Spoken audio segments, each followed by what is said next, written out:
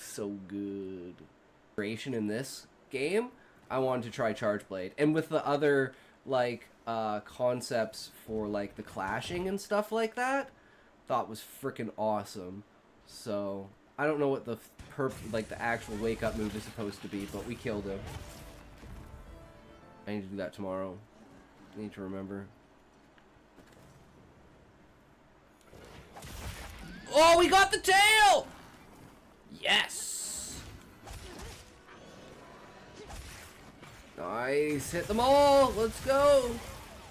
Levi, can you create a count on kick? Hey man. He's dead. Off.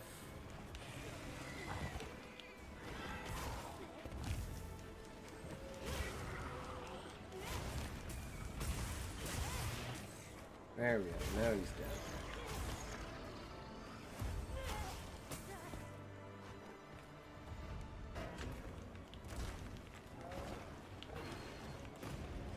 Yes, okay. Woo! Yeah, I've always had problems with like outside shit because I'm Canadian and American banks can't work in Canada, and there's like some off fucking bullshit between certain credit unions and like online payments and like dealing with American companies and shit like that. So I feel ya. I feel ya, bro. Remember, if you can't say fuck you to your friends, who can you say fuck you to? Fuck you. And it was like, where's your optimization? I'm like, fuck off, man. Seriously? I just want to play the game.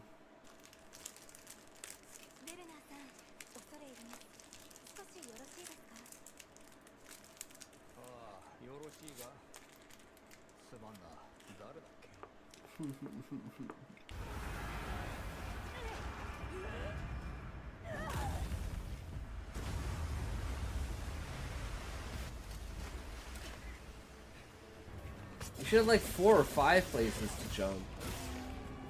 Mounts seem a little weak. And you don't have earplugs anymore. Like, not having earplugs is brutal. Ooh, nice. Can I get another one? Yes! Oh, happy. If only you knew.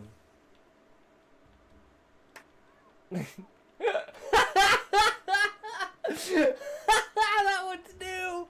That one's new! That's great!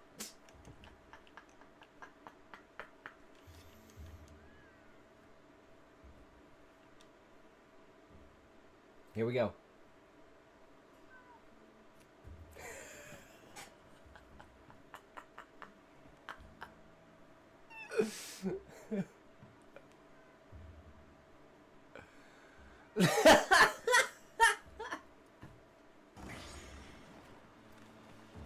But, as always, remember, you can't say fuck you to your friends. Who can you say fuck you to? Fuck you. I am gonna say, I don't know if this is just because I don't have, like, skills or anything, but the weapons just feel like... This feels like PoE 2 to PoE 1, where, like, Monster Hunter Rise and Monster Hunter World are, like, super fast-paced, like, super fast attacks, like, get out of the way, and this feels more deterministic. Aw, they fixed the stamina exploit! In Worlds, if you're moving while you're holding down guard, you actually get your stamina back. So you can infinitely guard as long as you're moving forward. I can fight a Rathian because I know Rathian like the back of my fucking hand. So the difference between a monster that I know how to fight and a monster that I don't know how to fight. What it'll do. Hey, Turf War! Here we go.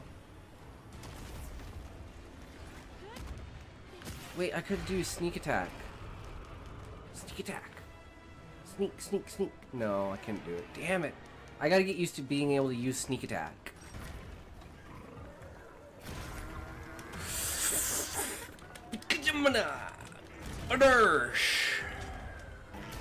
Looks angry. You know who's angry? I'm fucking angry. No, I'm actually having a fucking blast. You get it? Blast?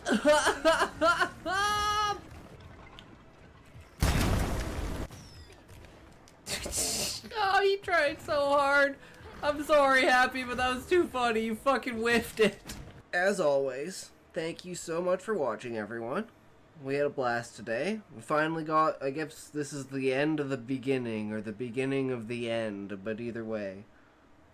As always, if you can't say fuck you to your friends, who can you say fuck you to?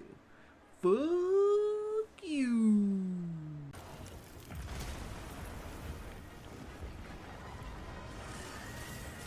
Ooh! We're like one frame away from getting it off, but we can't frickin' get the goddamn ability off. Hell yeah, I know how to fucking kick him right in the balls. Right in the dick! Okay, now we know how to charge it. Alright. Oh man, we didn't get the mount. That sucks. What the fuck? It's got like a... This is like a fucking Elden Ring boss. This is insane. Ooh, the damage is real. Damn, I shouldn't have done that because I wasn't powered up. But he's dead either way. Fuck it. GG. At least I fought it with the switch axe in the beta, so I'm kind of used to fighting it with the switch axe.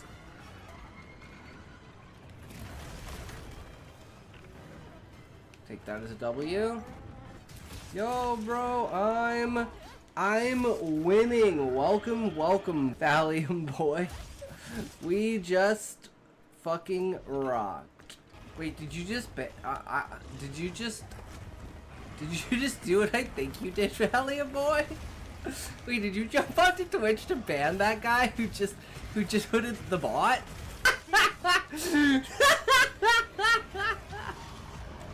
You fucking tried! You fucking tried! Oh my god! 1% to 148. Yeah, fucking the turnaround. Oh shit! I'm gonna die. As always, remember, if you can't say fuck you to your friends, who can you say fuck you to? Fuck you! Happy, were you flirting with that cat? New game plus thing, or like high rank thing, but Slay 10 high rank Balochi! They are high rank. It's a mystery how they got it. Oh well, I know that they're high rank, which means maybe I need to actually be killing low rank. Yes! Okay, well we got it. See, I was just in high rank and I should have been in low rank. Is this one right? Yeah.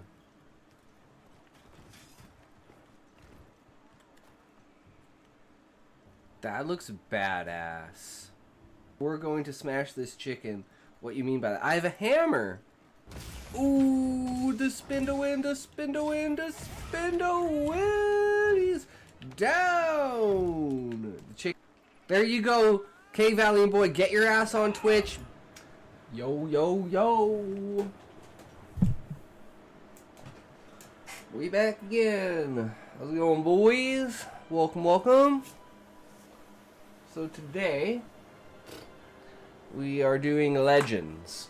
Yesterday was myths and ideas like religion and history.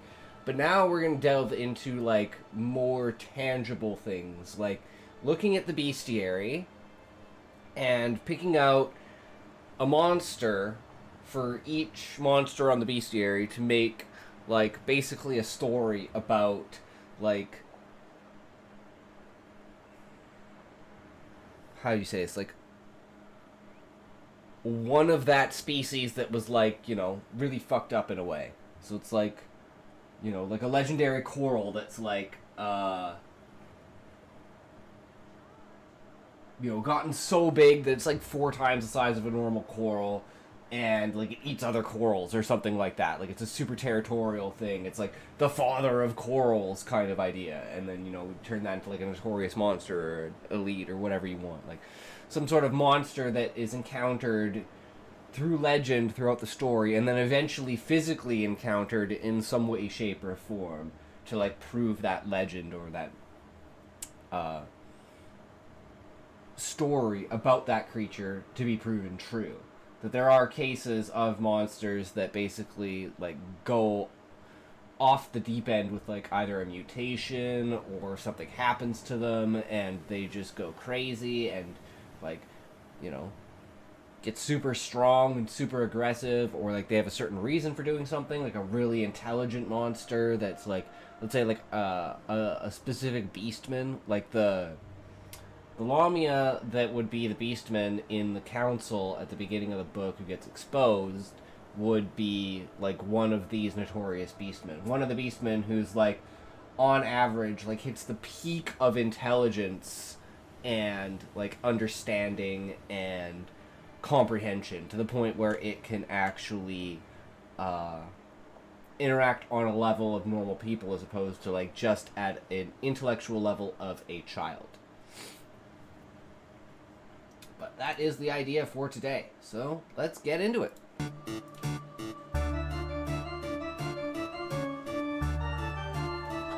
What is this, some RuneScape music? On writing myths. Even though we kind of did the myths, green lady who hunts in the wood. Beware the green lady, she would grab you if she could. Legend has it a young mother lost her child in the woods years ago and has been searching for him ever since. If you listen closely, you can hear her pained cries on the wind. And now, she'll take any child she can get her hands on who wanders in. A boy creeps through the woods, unafraid. Here he is, alone in the forest at night, and nothing. Until a sickly, tapered fingernail slides over his shoulder, and before he can even scream, gone. And today's video is brought to you by something that I'm actually really happy to promote. One of the best writing and world building softwares out there, Campfire. It's an absolute joy for me to recommend because it's made by independent people who love writing, who love world building, and it really fits with my, and I'm sure your, vibe, and it's available at my link down in the description. Probably have to pay for Every it little though, town right? has its own myths and stories. You grow up hearing them. They're deeply tied to the area and history. I bet your own hometown has its own legends, and I want you to tell me what those are in the comments below. When we create mythologies for our world, we so often focus on the gods, the creation myth, the afterlives, the grand, big... One thing like this is like the idea of like ghost stories in the night that have some sort of realistic origin story, and then that story gets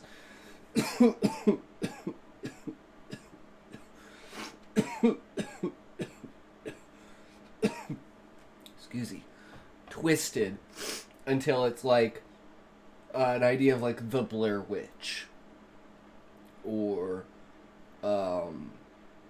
something along those lines, like the cryptid in the forest, like Bigfoot or Goatman or something like that. And so these could even be easily stories at the beginning of adventurers encountering beastmen, like the certain types of beastmen for the first time, like maybe even like a talking animal, and it's like coming across a talking animal and understanding the concept of the beastmen are like a real thing, and it's not like the plays and songs and stories from the tree aren't just pure fantasy.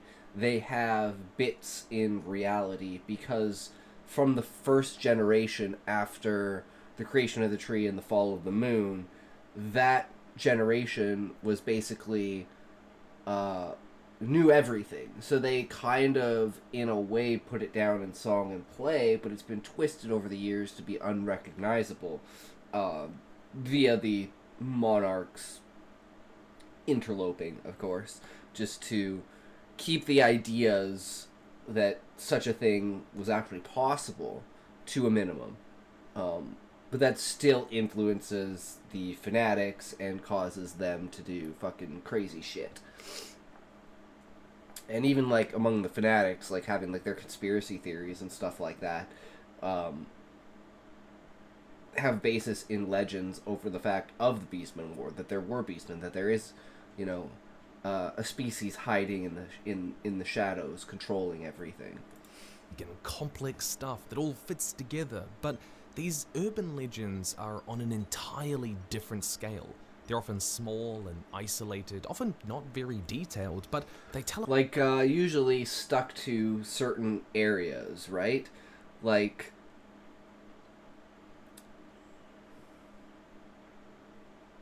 a cave. It's like there's some sort of monster that lives in a cave, and it's like maybe it's something that's not supposed to be in that habitat.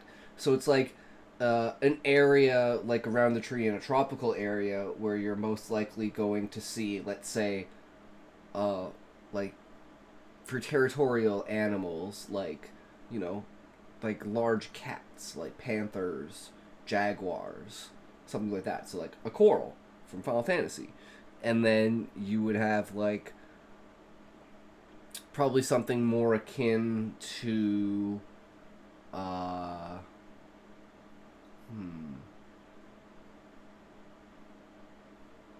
it's like a type of bear type monster. I'm trying to think. Bear.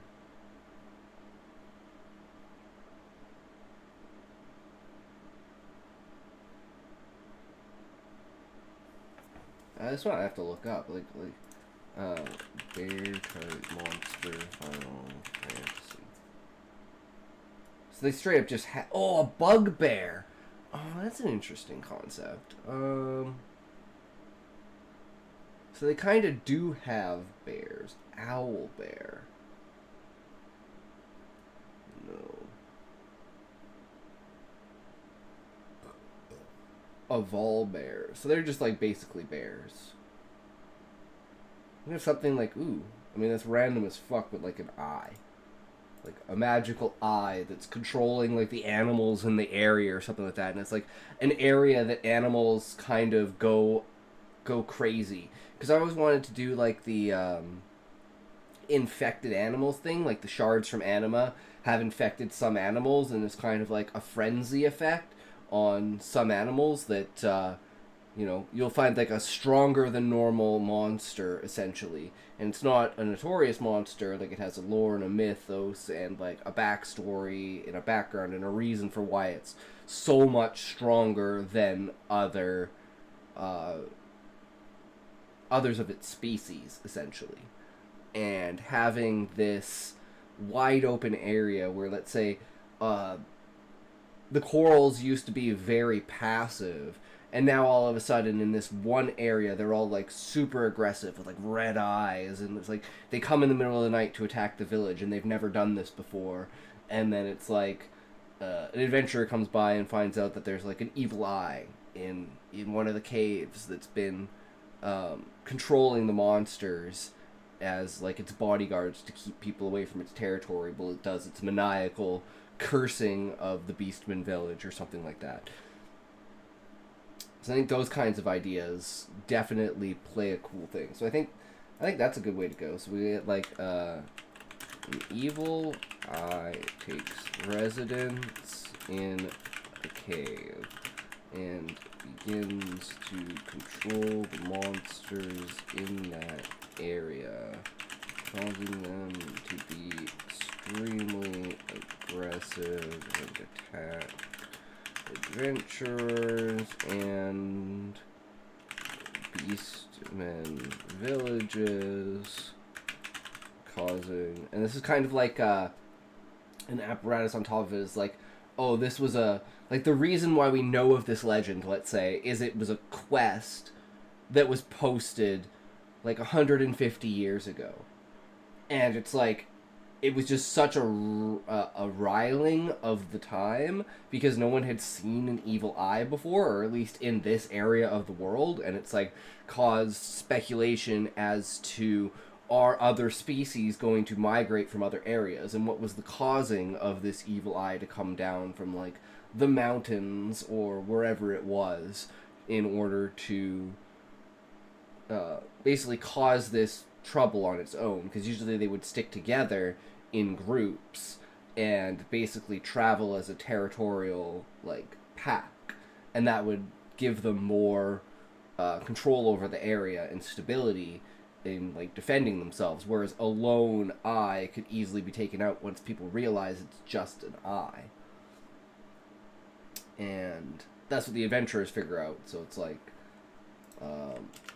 origins are a quest posted some 100 years ago. And it's like the 100-year quest is also kind of like a legend. It's the only dungeon in this time that people have found that has not been conquered. Or at least no one's ever returned when they've entered. Other dungeons, people have been like, hey, we can't complete this, so we leave. But there's something about this dungeon that anyone who goes in, no one has ever come out. And it's like every time they escalate, like, the parameters of being able to get into the dungeon, because they're like, well, if this group couldn't do it, you need to be stronger than that group by, like, let's say times 4. And then it's like every time they're like increasing the power gap dramatically to be like, we don't know how strong this dungeon is, but like the strongest people in the world can't fucking conquer it, so we don't know what's going on. Plus so much about... Oh, as well as after Garuda, when all the sky cities that are deep underground that were never discovered before get activated, and like whole new areas basically of the map get opened up, and it's like a whole new world because of all these like holes and caves and caverns and everything, and all these new monsters coming up from out of the ground and stuff like that. It's basically like New Game Plus in the area after the attack on Garuda. A place, a people, a history in ways other kinds of mythology don't.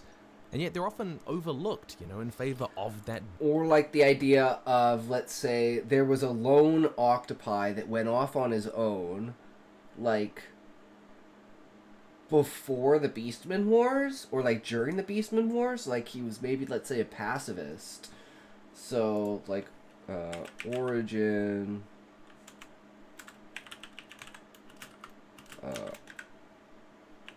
octopi pacifist during the Beastmen Wars goes to meet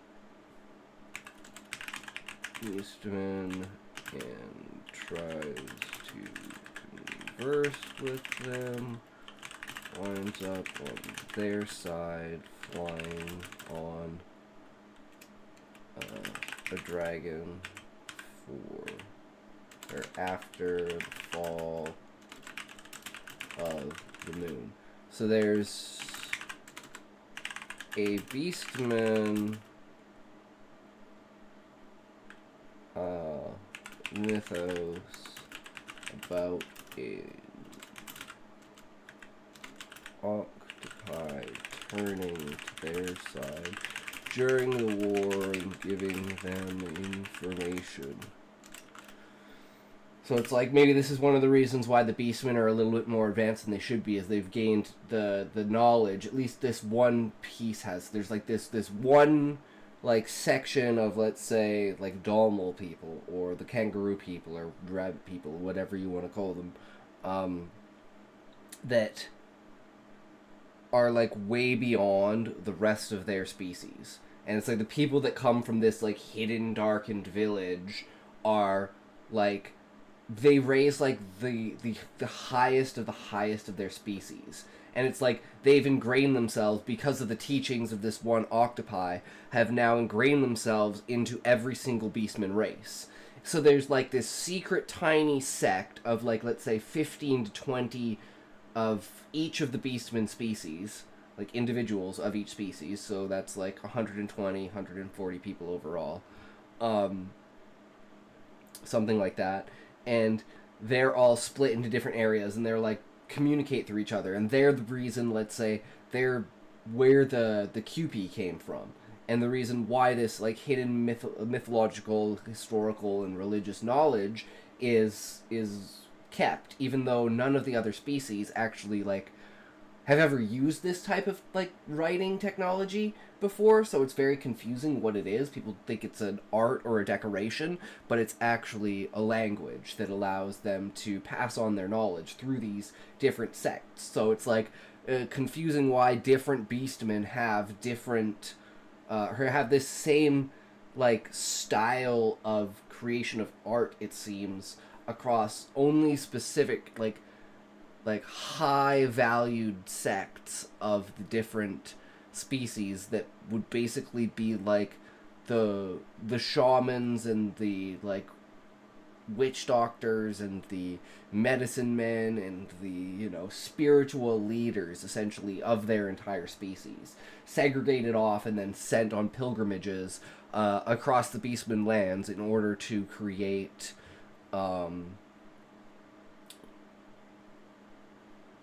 like find more of them, right? Like the highest and most intelligent and most curious of their species. And this is where, for instance, the Lamia comes from, because it is of this species, and because the Viceroy knows about this, he's called them in, essentially, to be like, okay, these are the most important, highest level, most intelligent of the species.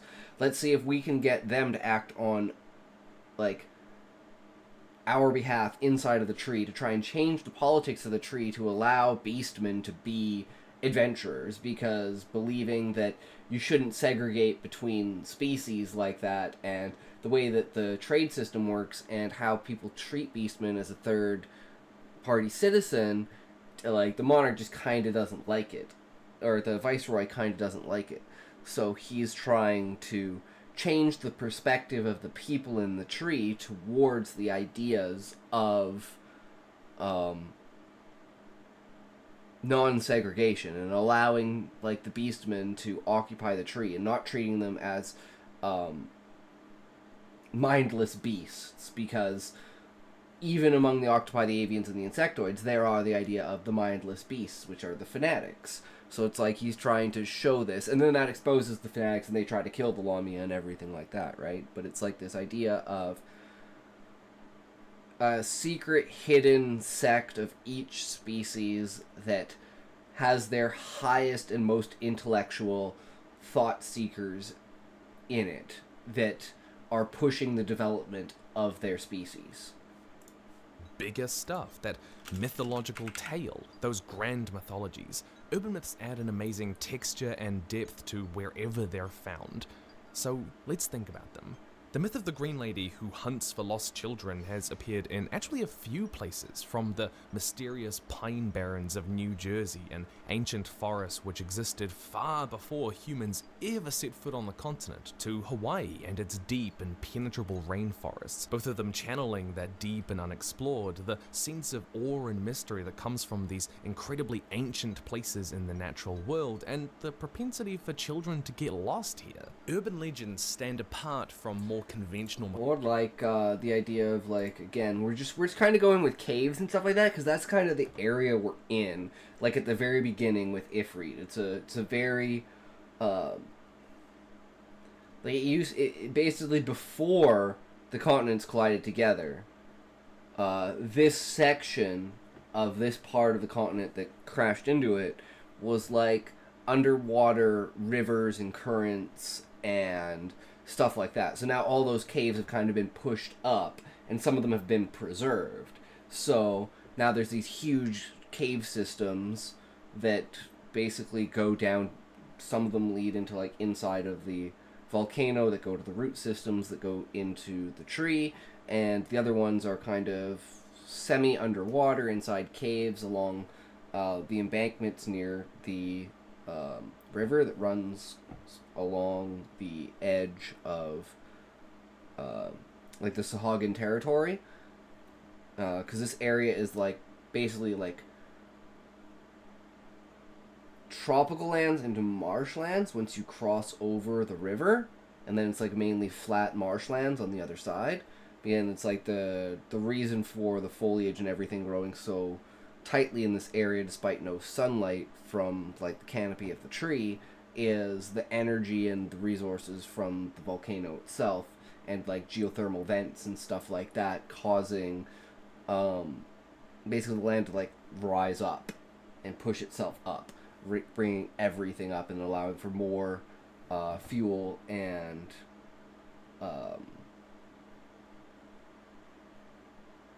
Yeah, allowing the trees to basically grow, right? Because they've got like the warmth and the heat from the lava, and like all the carbon dioxide and everything like that from the ash flows and stuff like that, and the soil is extremely fertile, right? So it gives this area like giant trees, even though the crystalline tree trumps like all of them because it literally goes up into space. But and then it's like the myths and legends of the origins of the tree, and like how the first beastmen, when they came to this area, kind of like, since they couldn't worship the moon anymore, they worshipped the volcano. And then when the tree came out of the volcano, there's like certain villages around this area that kind of worshipped the tree. And when the adventurers came out of the tree, that's maybe the reason why they were the first ones to accept the adventurers. And maybe they're the ones where the adventurer who's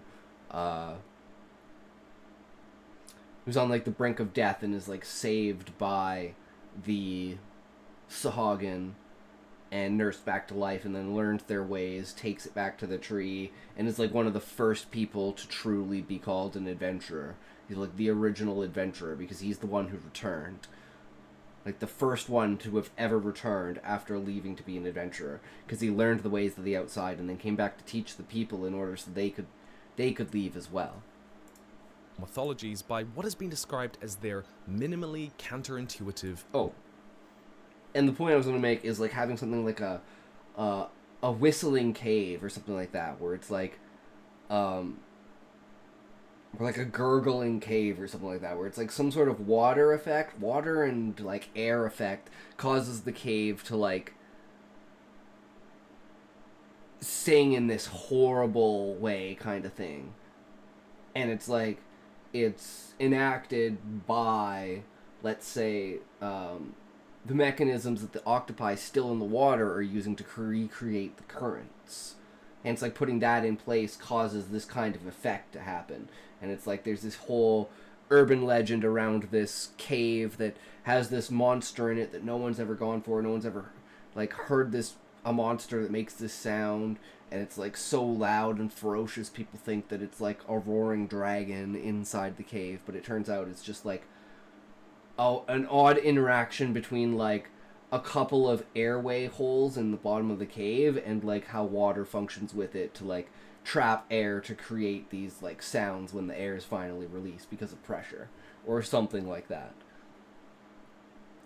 Minimally counterintuitive nature. What this means is where large mythologies ask people to believe in often vast, interconnected, well-defined, detailed characters with a complex canon and stories of miraculous tales, places, people, and powers. Urban myths usually require a much smaller leap of faith. Cryptids, which, if I may say, is a fantastic word, are perhaps the most common persisting folklore legends. The legend of the Sasquatch hiding in the Pacific Northwest wilderness, or the Loch Ness monster in the vast hidden waters of rural Scotland, the strange rabbit men in the misty prairie near your hometown, because isn't it easy to believe there might just be that mysterious rare creature we haven't set eyes on yet, out there in that unexplored, untapped world?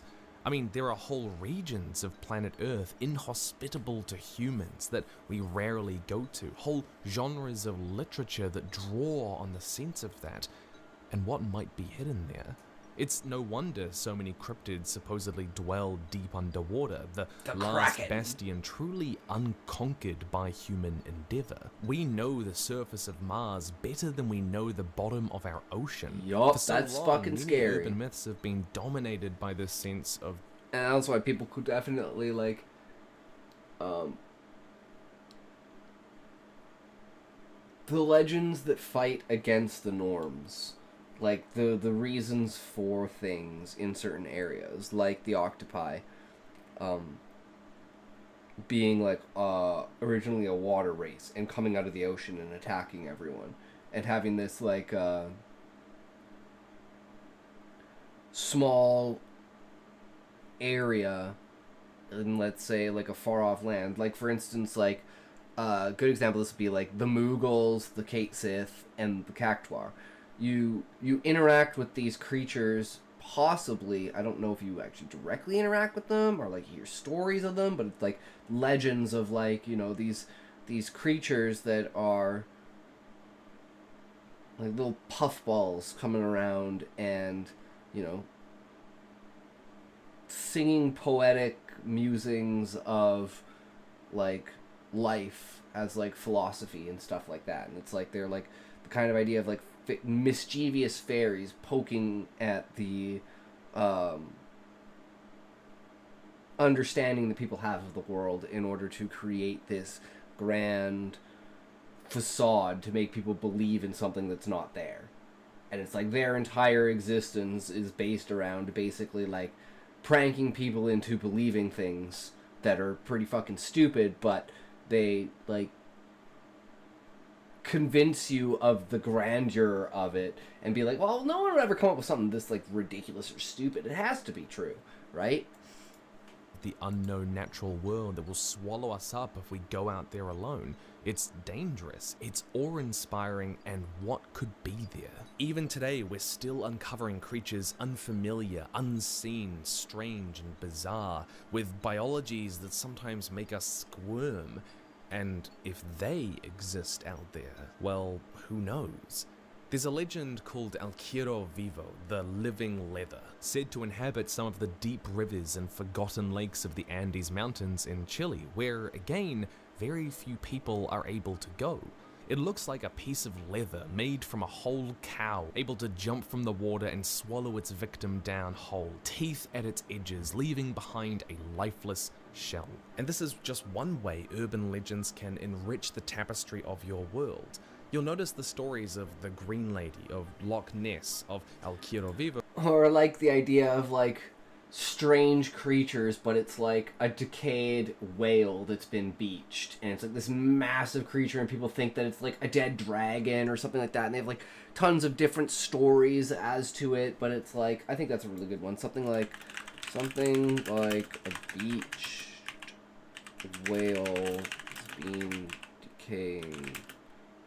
People think it's a dragon or some kind of mythical unknown creature. That's a pretty good one too. All draw on the unknown, the unexplained, the unmapped, unclear, the strange and abandoned places of the world, with just enough mystery, with just enough of a gap in human knowledge to justify why people cannot consistently find these things. It's why these tales are so regional. They're attached to physical places you can go to, you can find, and in that they become part of the cultural narrative of the region. This, they say, is a dangerous place. This, they say, is somewhere you will get lost in. You will get taken. Or it's like an area that has an abundance of crystal. Like, let's say, something along the lines of there was once a ex-adventurer who, through like connections he had with some adventurers and like maybe some sort of blackmail or something like that, he wound up in control of like a group of adventurers basically. And it's like he was getting them to like steal materials from the crystalline tree, like the raw crystal that had been basically scraped from the inside of the tree that they used to make the materials. It's kind of like a plastic that they use the crystal to make basically all of the basic materials inside of the tree, because it's super easy to work with. You can basically make it into anything, and its abundance is as much as the tree, which is basically infinite compared to anything else. So having this like sectioned off area that's like basically a treasure trove of like crystalline shards, and it's like an area that's said to be very special, like a shrine, because like, oh, it has powers of healing and all of this. And it's like the reason for that is because it's a stockpile of crystalline shards, and the more of the raw crystal you have together, the more its consciousness connects with reality through the soulscape and gives you the effects of the tree. So it's like, maybe this is a way in which people found out, oh hey, it's not just being inside of the tree. It's like you can take parts of the tree with you, and then maybe they start like implementing lining armor and weapons with pure crystal in order to give them an advantage in certain ways. Like the armor is like self-healing, self-repairing, stuff like that. Gives this extra layer of essence to it as it plays through this these ideas. And it's all because this one guy hoarded a shit ton of it by blackmailing some guy, right? So X adventurer blackmails a party and gets them to steal the raw crystalline from the tree. Years later, after their deaths, the treasure was never removed. It is now considered a shrine by the locals because it appears to have healing abilities. Monkey 2022 is now following. Thank you for following Monkey 2022. I hope you are enjoying Your mother! Hell yeah, dude! Welcome, welcome. How's it going, bro? Arch Commander Consummate and thinks he'd be a perfect match for us. I'm not that interested. Are you smoking? Oh, Your mother is why? What? Why are you smoking? Maybe. What? When did you start smoking? Paternidome. 1989-ish? So you have been lying. Interesting. Now makes Nice. sense. The filled ashtrays, the burning pine. I like the way you think, bro. Yes, I'll say it. Her 3-pack-a-day voice. How's it going today? Welcome to the stream. We are discussing, like, yesterday was myths and legends on a grand scale. Today we're discussing urban legends on a smaller scale. Having origin set, you are a Son Goku. Damn, really, bro? That's impressive. Why, thank you.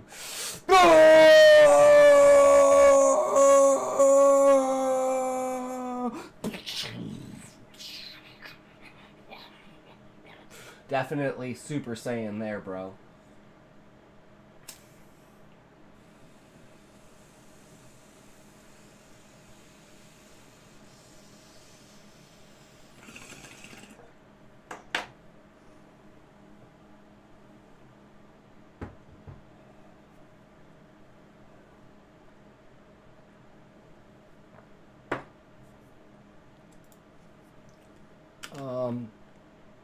And like a cascading effect. So this leads to adventurers discovering that the raw crystalline is the property that heals and keeps them safe in the tree. So they take advantage of this in some way, shape, or form. Place, they say, hides something. This place, they say, has something happen here that we can't explain.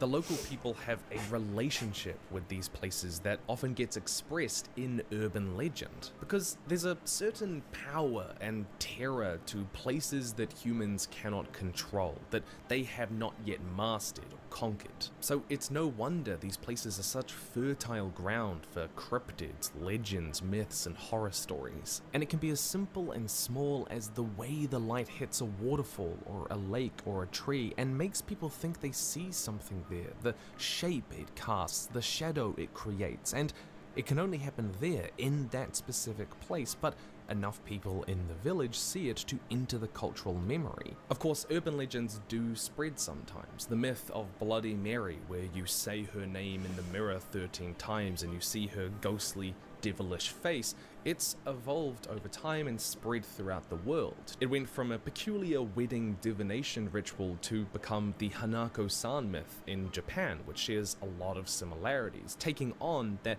unique cultural sensitivities of this new place. So you can also use myths like this to explore cultural exchange. Why would they take root in some places but not others? But here's the thing. True. In a way, a lot of these stories don't feel like believing in a mythology or the supernatural a lot of the time. It's Yeah, why they have these like stories are often some so sort powerful. of basis in reality that's been taken to an extreme, exaggerated level in some way, shape, or form, right? So it's like for the first one, they think it's some sort of disease that's spreading among the animals and stuff like that, but it's actually an evil eye, like taking up residence in a cave. And the second one is like how the Beastmen seem to have this sect of overpowering, like intelligent, like the what do you call it? The prime of the species. They're the most intelligent. They are like the most educated. They're, you know, the most curious. And this is where the Lamia, who becomes the Beastman in the second chapter, who gets exposed and almost killed, is like a part of this sect that specifically only like 10 of each of the species are part of, because they are the top tier of that, and they're able to communicate on a level that's not that of a child. Like their IQ would be like in the level of like 90, but that would be their cap out, as opposed to like 60. So it's an extreme difference. They're like the high versions of themselves. Hello, whoa, I'm live right now. Muffin, you're live? Let's check you out, bro. By the way, go check out Muffin. Damn it, it's not working? Why is this one not working?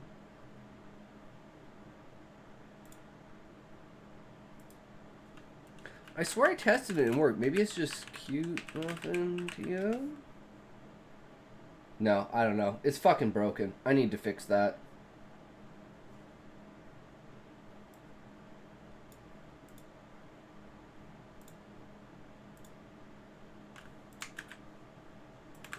There, go check out Cute Muffin. He's playing chess. He is a true master.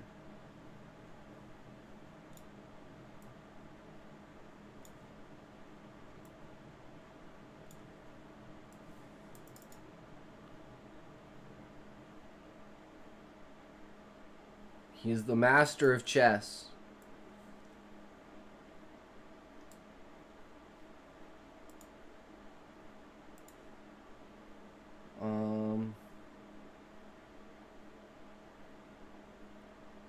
Alright, an octopi pacifist during the Beastman War goes to the Beastmen, tries to converse with them, you know.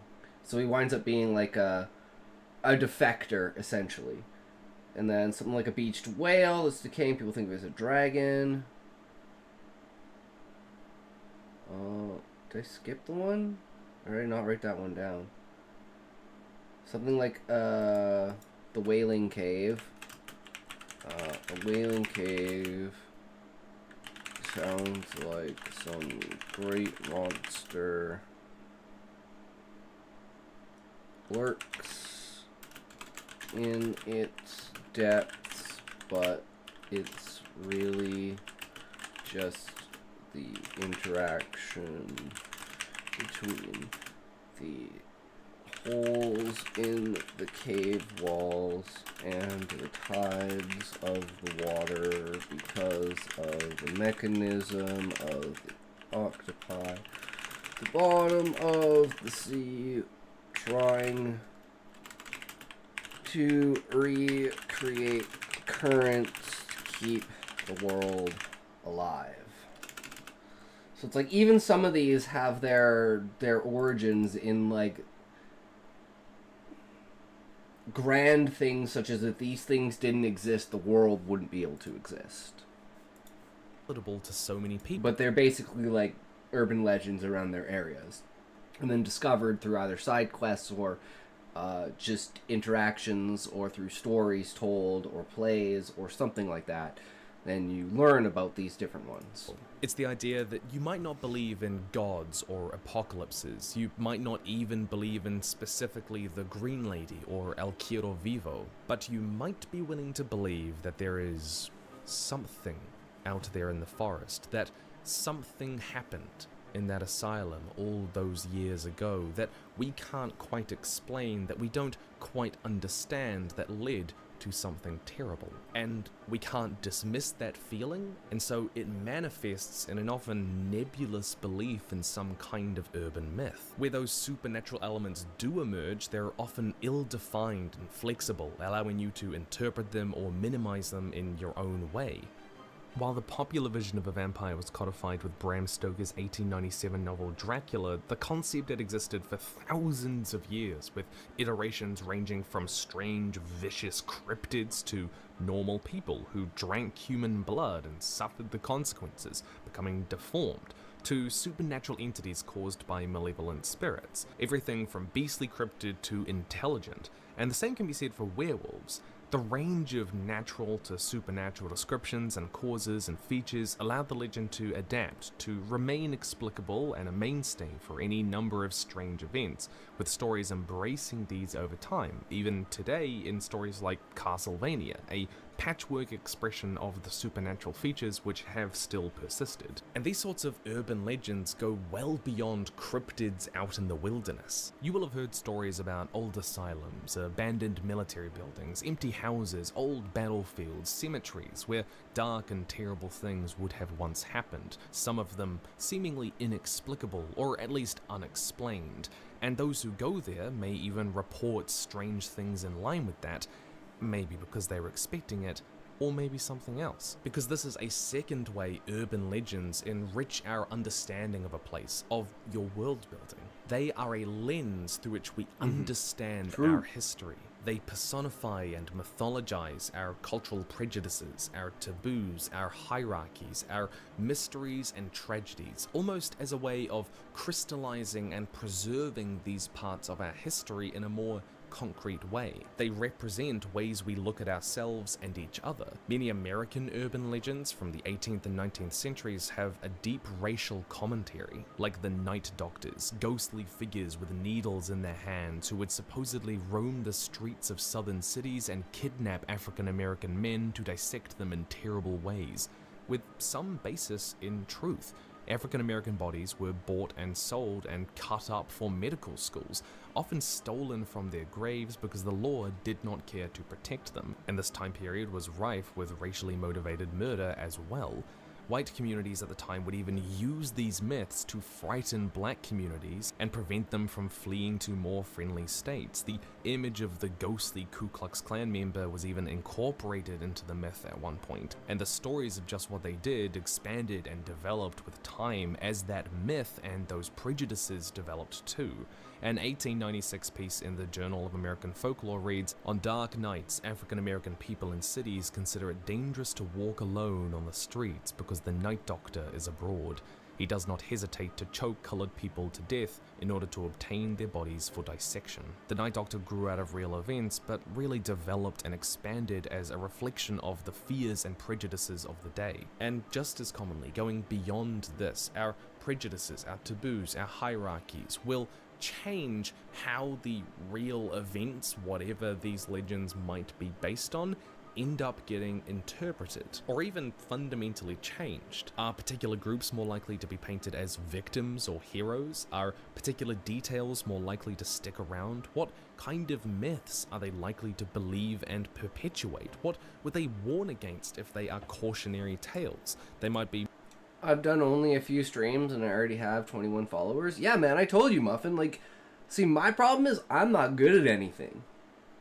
You're good at something. Fucking use that, bro. Fucking pop off. You are ripe for this. Yeah, but it's not like... It's not... Like... It's tiny.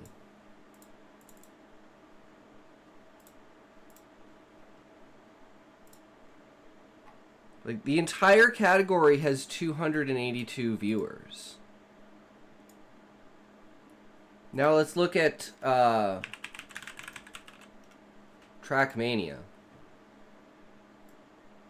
It has less viewers, but what if your stream is on mine? Is it copyright? Nope. You can have my stream up if you want. What about chess?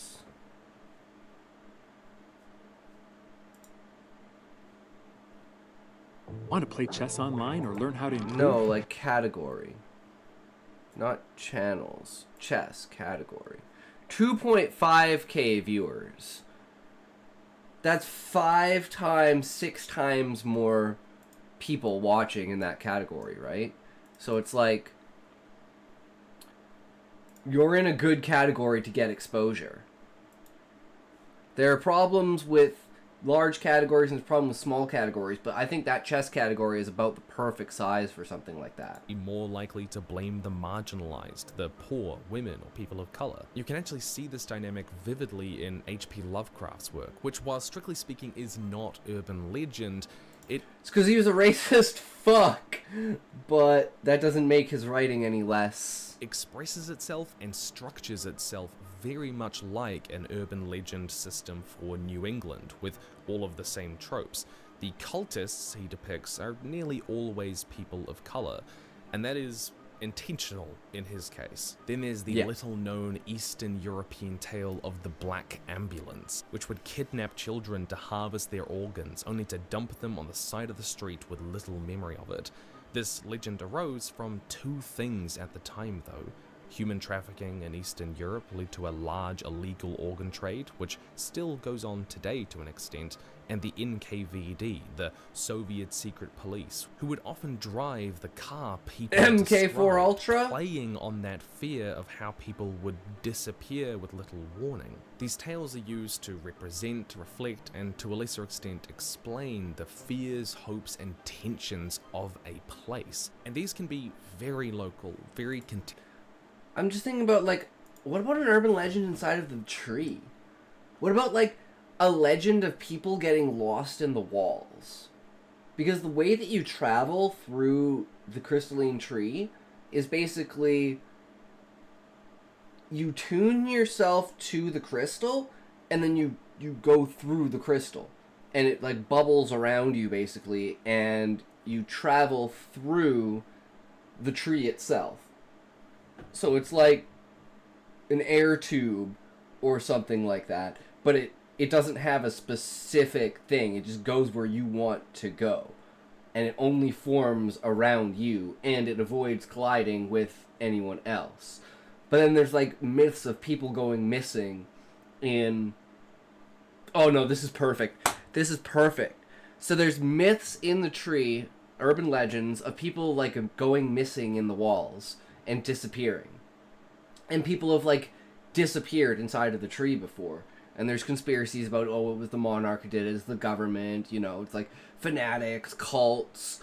But it's like the origin stories of like ex-adventurers that are basically like, you know, they know something is like they've done something that's bad and is going to get exposed. They basically like dip out, and then they either fake their death or they pretend like they disappear, and then they go into the roots and they go down to the Dome City and they basically go into the black market area, the lost bloodline of the monarch.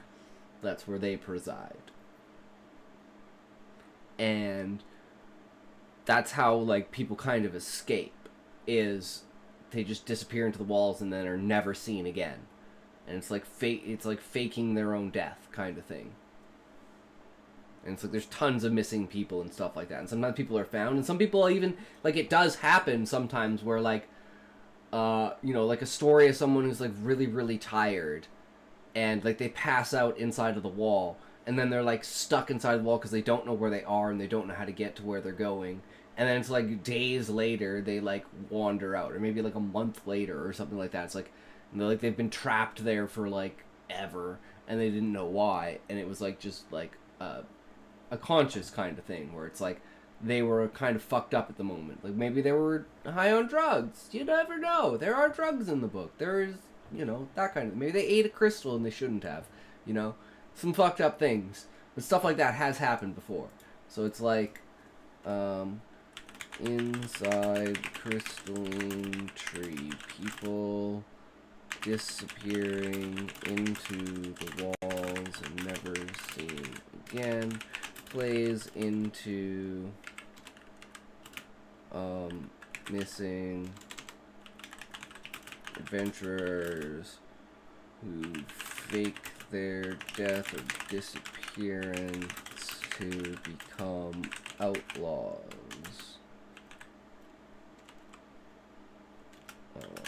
Some people get lost in the walls due to self-problems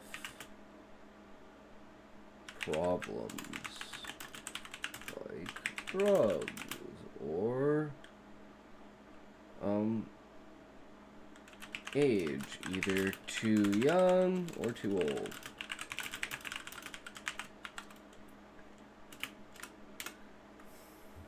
Interesting.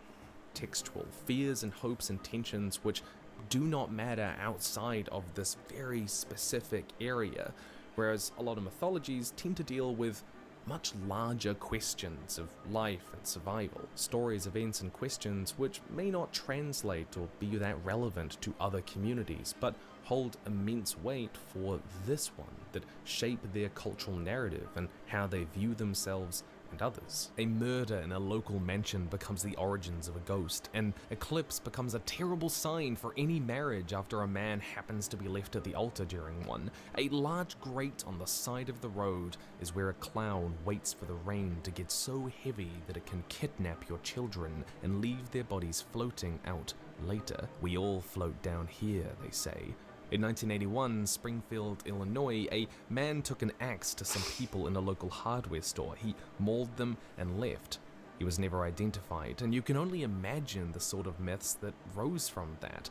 These stories, which may not spread to the rest of the country, but hold immense importance to the people who continue to live there. It has implications for their community, but perhaps not others. So these myths don't only define a town by how they came to be, but how they continue to be used, when they tell them, why they tell them, who they Something like a hanging tree, where it's like the Beastman tribe practices like the practice of like head shrinking and stuff, and they have like body parts hanging from like these like willow trees or something like that. I think that'd be a really interesting one.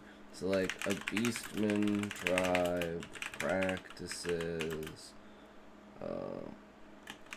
shrinking heads and other body parts to connect them to trees to create monsters to ward off spirits. Something like that.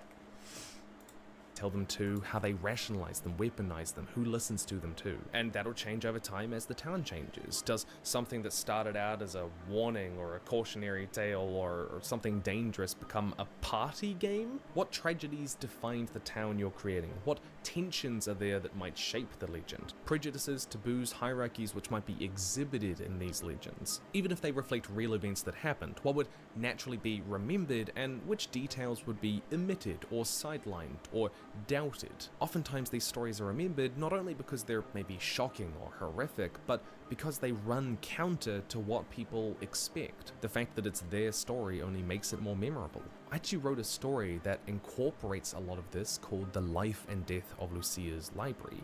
It's about a family who have a book in their library made from the feathers and wax of Death's cloak. The book supposedly tracks their life and predicts their death, and the whole story is about the different ways that people engage with death, that they think about it. It's an urban myth in its own right, and the consequences of how people keep it alive. And you can read this urban myth story in my book, A Catalogue for the End of Humanity, which is out now, along with a ton of other fantasy and sci-fi stories down the link below. I've talked about creating mythologies and religions a lot on this channel. It's a fascinating corner to world build in because it tells us so much about the people. It's complex and fascinating stuff, and it's why I put all of the writing and world building discussions we've got into these easier to read and reference books.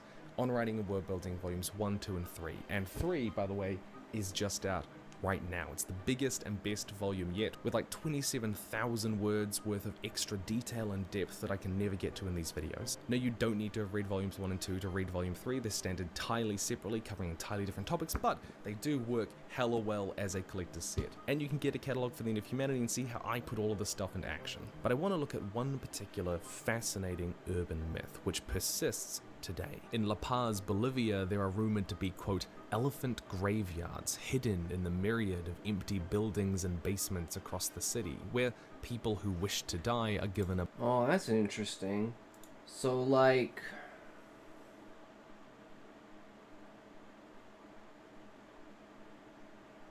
what kind of large... like a behemoth. Like a village that's in the corpse of a behemoth.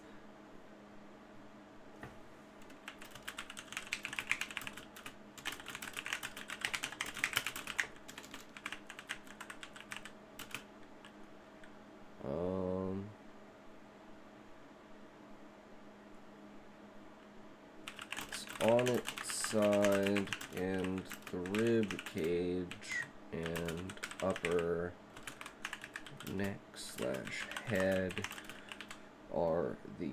wait, so the rib cage is the market, the upper part of the neck and the head are the temple of the leaders of the tribe. That's the only emote. Let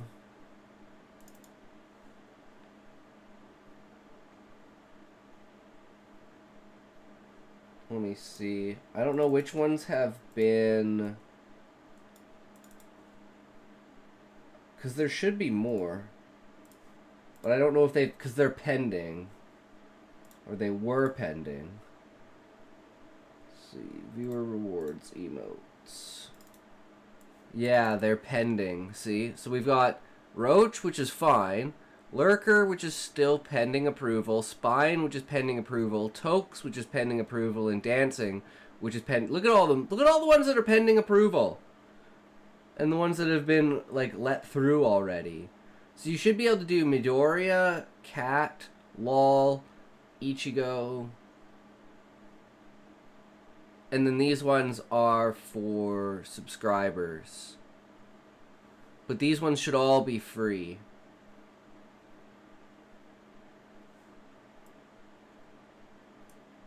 Okay, apparently these ones are subscribers only. So yeah, I guess you only have one because the rest of them are pending. Sorry, Muffin. They're taking forever to get these fucking things going.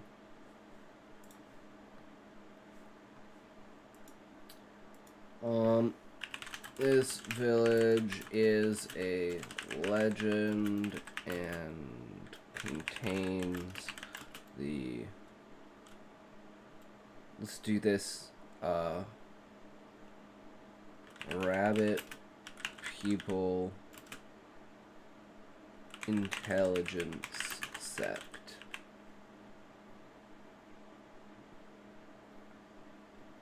I don't spend bits.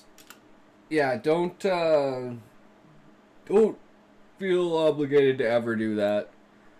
A bucket of alcohol. I just appreciate the fact that you stick around and hang out. With a lot of abandoned buildings, the idea that's that pretty any much all we need closed around here. storefront, any rundown house, any ruins or foundations, any curtained window or shuttered place could be an elephant cemetery.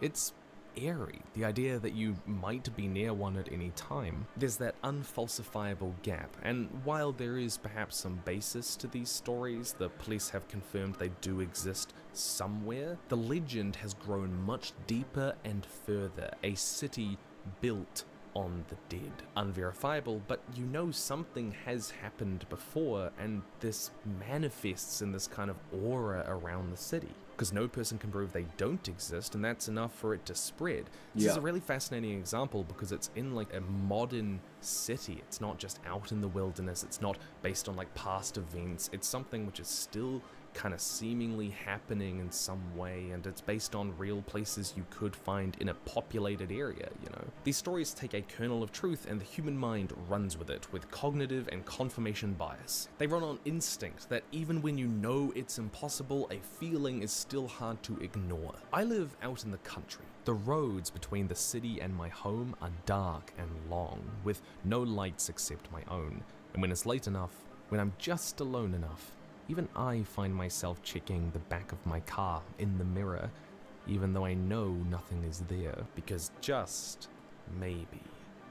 Urban legends prey on the edges of easy belief. And you might be thinking that in worlds with magic and real fantastical creatures who are out there in the wilderness and hunting people in these horror stories, well, there wouldn't be quite as many kind of urban myths. But see, the urban myths are based on the same forces of the human mind, really, and those will still be there in these stories. In A Song of Ice and Fire, there's an urban legend about the Rat Cook, a cook who was wronged by the king, and in his anger he fed the king his own son in a pie, and the cook was cursed forever to be a rat himself and to eat his own young. The legend is a cautionary tale in the world of Westeros. It's a tale about mistreating guests beneath your roof. See, the cook is not a villain because he murdered. He's not the villain because he made the king a cannibal, but because of that huge taboo on mistreating guests. That moral framework shaped the interpretation of the events that may or may not have happened. It painted certain people one way or another, certain actions. Asylums are one of the most iconic sources of urban legends. They show up all the time, and given the number that have closed down and yet remain standing, the places that you can still often visit, they're this really intoxicating source of mystique.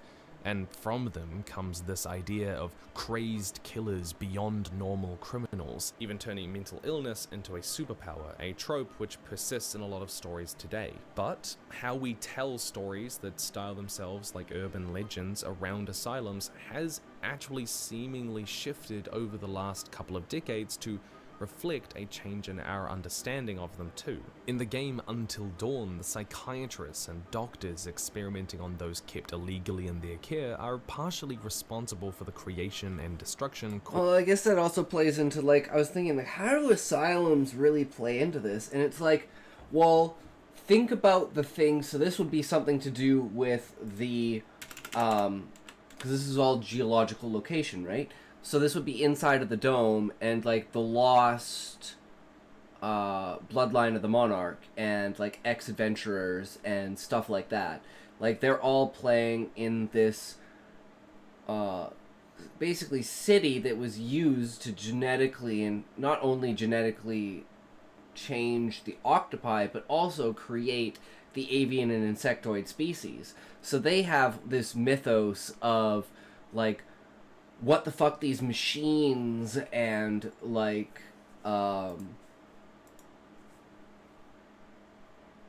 tubes and, like, remains and stuff like that that are strewn throughout the city in different areas for, like, different scientific experimental purposes, right? Different species of different things and different forms of decay and different forms of preservation in tubes and in caskets, like stuff like that. Really puts it on the edge of, like, what the fuck is this city all about in the first place? So the domed city and the genetic experiments taken place there with different species to make the avians and insectoids, as well as the modifications to the octopi to make them land roaming, not seafaring. Caused by the Wendigo, a disfigured and cannibalistic monster. Other stories like Ellis the Madness Returns also depict doctors of the asylum as responsible for the mythic horrors which happened there. This isn't perfect because, of course, the people kept as patients in the asylum were still the monsters, but in a sense, it does reflect our evolving understanding of asylums as usually very deeply cruel places for people who really needed help and were subject to Oh, as well as there's some sort of monster. Some sort of monster in the depths of the Dome City. It's a behemoth.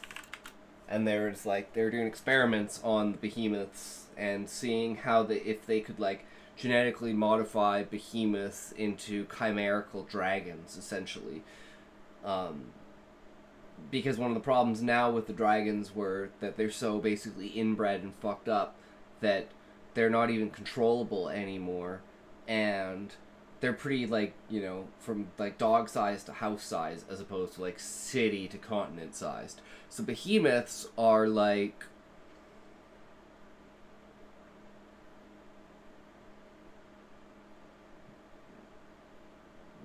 think of like the biggest building you could think of, like 4 times the size of like a fucking hospital or something like that. Like they're fucking huge, but they're not quite the size of dragons. So then like this behemoth is like genetically engineered to be able to like breathe fire or something like that, or like some sort of weird thing. And it's like on top of it being able to call down meteors and stuff like that. And it's like the reason it can never get to the surface is because one of the things they did is they basically like took out the cooldown for like meteor, so it can literally just infinitely spam meteor if it has access to the air. So, you know, one day it gets out and then it goes fucking crazy and it's just like casting meteors across the thing. And there's like the urban legend of this behemoth that is genetically engineered to have infinite meteors. And this is how the Monarch studied meteor itself. I'll be ending stream. Already, Muffin? How long have you been streaming for? 2 hours? Oh, that's not bad. Hell yeah, dude. That's good shit.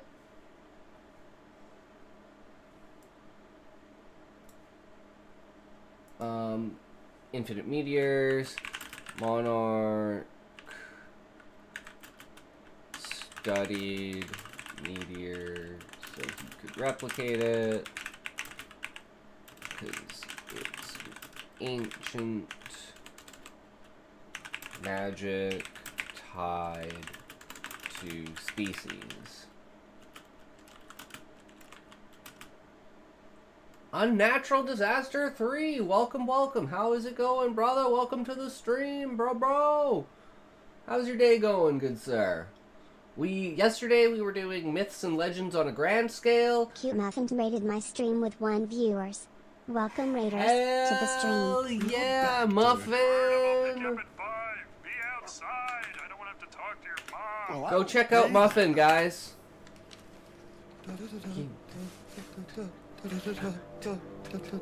That's good to hear, a natural disaster. And then today we were doing like smaller scale, more urban legend type, like very specific geographical areas. And coming up with ideas for those kinds of legends and their origins and everything like that.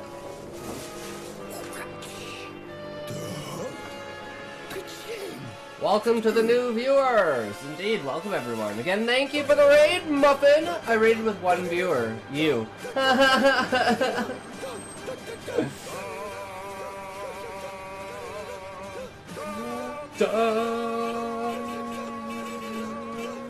Quit hockey, I heard you the first time.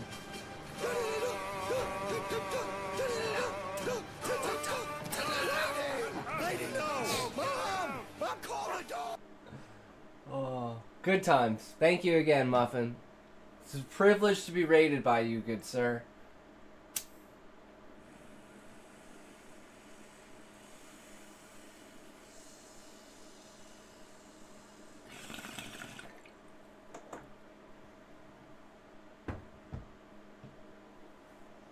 Okay, bye-bye. Fuck you. Fuck you, Muffin. Have a good night. Thanks for the raid. Thanks for stopping by.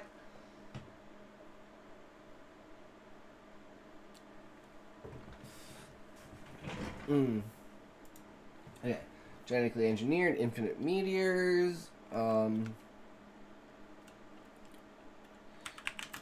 Said that once this behemoth roamed free, it was the cause of the end of the world.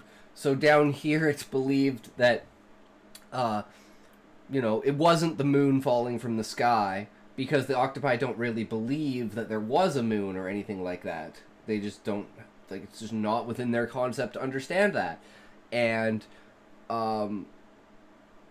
so they believe that the closest thing they could think of is if the world was fucked up the way that, it seems to have been portrayed, and it seems to be that the world is more fucked up, and the lore and legends of the past of the old world definitely seem to have some grounding in them, and the possibilities of, where did magic come from? It's something that, again, one of those innate questions is, no one really asks because it's not meant to be asked. Guy has, a mental block on people's brains about it, being don't ask these kinds of things. You're not meant to know. Just go along with the flow. Don't worry about it. It's all good. But when you start saying that to, the main character, he starts getting in his mind about reasons why thinking about certain things, because, again, he's human, and there are no other humans. So his entire life has been spent questioning the dogmas of the world, essentially. Saying that, no, illusion magic exists and I can prove it. One day I will prove it, but it is my example of myself that is illusion magic. And, certain things like that. They just can't comprehend, pulling the moon out of the sky. Even though the weapon that was used is still down there at the bottom of the dome. Because that was the focal point of where the weapon was fired from. It's been split into different pieces now. It's only a husk of itself with, the container. Because the emerald weapon, the sapphire weapon, and the ruby weapon have all, become different things to go to different areas to guard different, dungeons. And one of them is Garuda, where they didn't actually know because it's so far underground, no one had ever gone down there before. The one in the 100-Year Quest at the beginning is the emerald weapon, and then the sapphire weapon is the husk that's in the dome. That they don't really know what it is, but it's the husk of a Gundam, essentially. Something along those lines. But the thought is that this behemoth is captured and stuck at the bottom of the world. I'm literally doing that now in my project, as I'm currently writing a chapter that's about to lead into a flashback of the main character's vigilante persona being spoken about from villainesses and certain heroines from a certain part of the city. Oh, that's really cool. Hell yeah, dude. That's fucking awesome. It's a strange way the world works, right? Writers unite. But yeah, they believe that this behemoth has been caged at the bottom of the dome, and the dome was built to cage the behemoth after the fall of the world, because whatever they had done to this behemoth caused it to end the world, even though that's not what happened. But there's a lot of these different myths that are kind of placed in that aren't really true, but it's you could, from the perspective of that character, you could understand how they could believe that. And the fact they wouldn't believe the origin story, because if someone, again, told you, oh yeah, they pulled the moon out of the sky, and then we all climbed on the backs of dragons and flew around the world for 150 years until everything settled down. And then by then, everyone was inside the crystal tree, and the crystal tree grew from the remnants of the shell of the moon. And that's also where magic came from. And it's yeah, sure, buddy, I believe that. I'd rather believe, I think it's easier to believe that there's a behemoth that we know can cast meteor, that if it was genetically enhanced enough to basically be able to cast infinite meteors, it would just go out into the world and just decimate and blow the fuck out of everything, which is totally reasonable to believe. Horrific treatment, from just electrocution to lobotomies. It was bad, and we're seeing that come out in the stories now a lot too. Another way we know legends are changed is with the spread of certain types of religion or with colonization. Hell yeah. So a lot of local legends throughout kind of the Celtic world, the Nordic world, Aboriginal world were eventually incorporated into kind of a Christian mythology where they were turned into demons or angels. We can definitely see this with the fairies in Celtic lore, which were drastically changed to fit this. And it's kind of like that kind of thing is like the Moogles, the Kate Sith, and the Cactuar. They're like the mythological creatures that people see and hear, and it's like the Kate or the Moogles are like mischievous, like pranksters, like fairies. The Kate Sith are like intellectual, like knowledge bearers, and like sphinxes essentially, and the Cactuar are like voyeurs of the natural world. Yeah, think about early Batman from the villain's perspective. Before he learned to hold his punches or pull his punches. Yeah. Like, he is the ultimate villain to villains. They're like, I don't want to fuck around with this guy, he's gonna fucking kill me. Like, actually striking fear into your enemies. That's what I love about Batman. They thought he was like a cryptid just killing any crook. Yeah, they're like, we don't want anything to do with this. The thing is fucking crazy. It's like a mad animal coming after everyone. And it's just like strikes fear and terror into your enemies to make them feel. And that was like his idea, right? Was like, take that fear and anger and hatred that he felt as a kid when his parents died and turn that on them and make them feel that pain. Oh, so good. Such a great fucking character. A new kind of moral binary. Alternatively, the exact shape your cryptids might take will reflect the sensitivities of the people living there. Like, a lot of cryptids have hooves and goat horns, and like, because of the different type of beastmen and stuff like that, you could think of like, what would a disfigured, because like there's the rabbit people, but they're kind of more like kangaroo people, so they're kind of like, think of like a kangaroo with like rabbit's fur and like rabbit ears, but it's like, so, you know, it's got the giant rabbit back feet, kind of like the kangaroo does, and then it stands up on hind legs, and then it can talk. And it's like, imagine encountering that for the first time. Be like, wait, and then imagine one that's like, you've seen them before with their hair, right? Now imagine one that's like, maybe it has a disease that it loses all of its hair. It's just bald. And it's like the difference between this.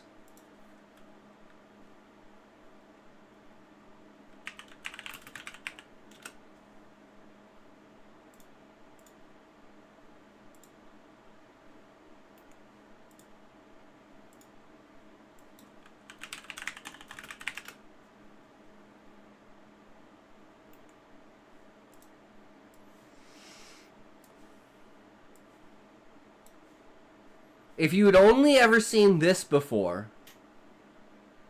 and then all of a sudden you saw this, you'd be like, what the fuck is that? Right? So that's kind of the idea behind that. And it's like the different kind of species and stuff when you see it for the first time and you're like, what the fuck is that? And then it's like over time you can eventually put two and two together to be like, oh, okay, I understand. But it's like that's where the original idea came from, right? And then it evolves through people's imagination and stuff like that, right? That's why I want a Batman movie from some petty crime boss's perspective. Like you're watching a recording of what happened. Oh. See, that's where I'm hoping this is going.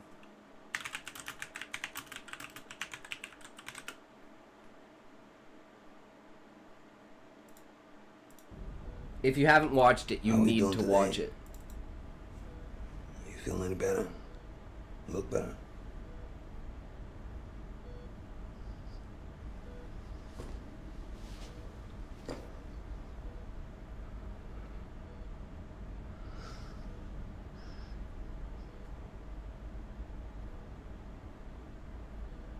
I know. It's everything you wanted.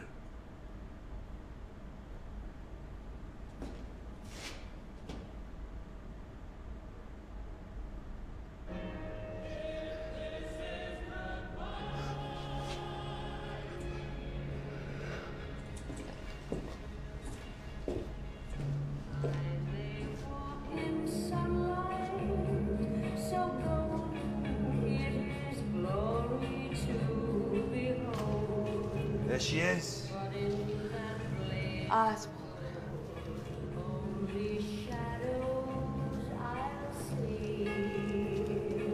You look beautiful. Dance with me, sweetheart.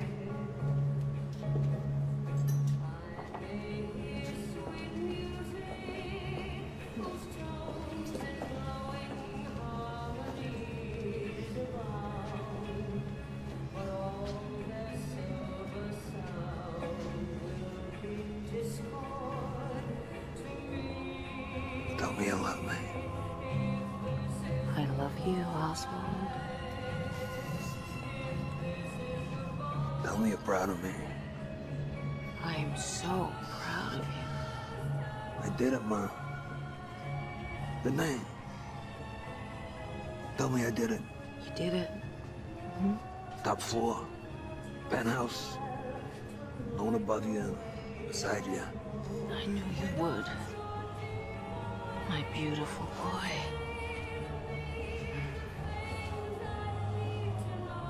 Gotham's yours, sweetheart. Nothing's standing in your way now.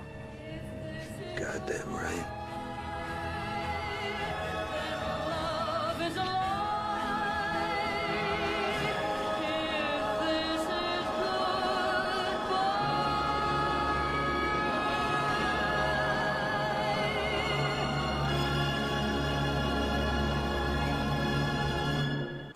So fucking good. So I'm hoping the Penguin is gonna be like that. And it's just gonna be like the next season is just gonna be him fucking just running from the Batman, trying not to be fucking killed. Aloha, Talk. How are you? Flowing and glowing. I am good, Urasentia. Welcome to the stream. Same to you, Rayana1. Welcome. We are chillin'. Yesterday we were talking about grandiose myths of, cosmic scale and world-ending scale and creationism. And then today we are talking about more grounded, positional urban myths and the reasons why certain ideas and stories come out of certain areas. And we've got a bunch of different, little tiny things for different areas of urban myths that have some sort of truth behind them in reality, but they're twisted and placed into a higher grasp than they actually are. Like, the ending of the world from the old world was the moon falling out of the sky. Yeah, because from earlier, year one, Crooks, the GCPD, can summon a demon to kick your skull in. Yeah, legit. And it's just like, oh, fuck.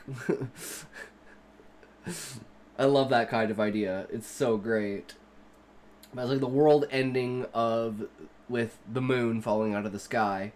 And it's hard to believe such a grandiose thing, right? So it's in this one area in the dome, underneath the tree, there's this monster that's a genetically modified behemoth that's been kept in a cage at the bottom of the dome, essentially.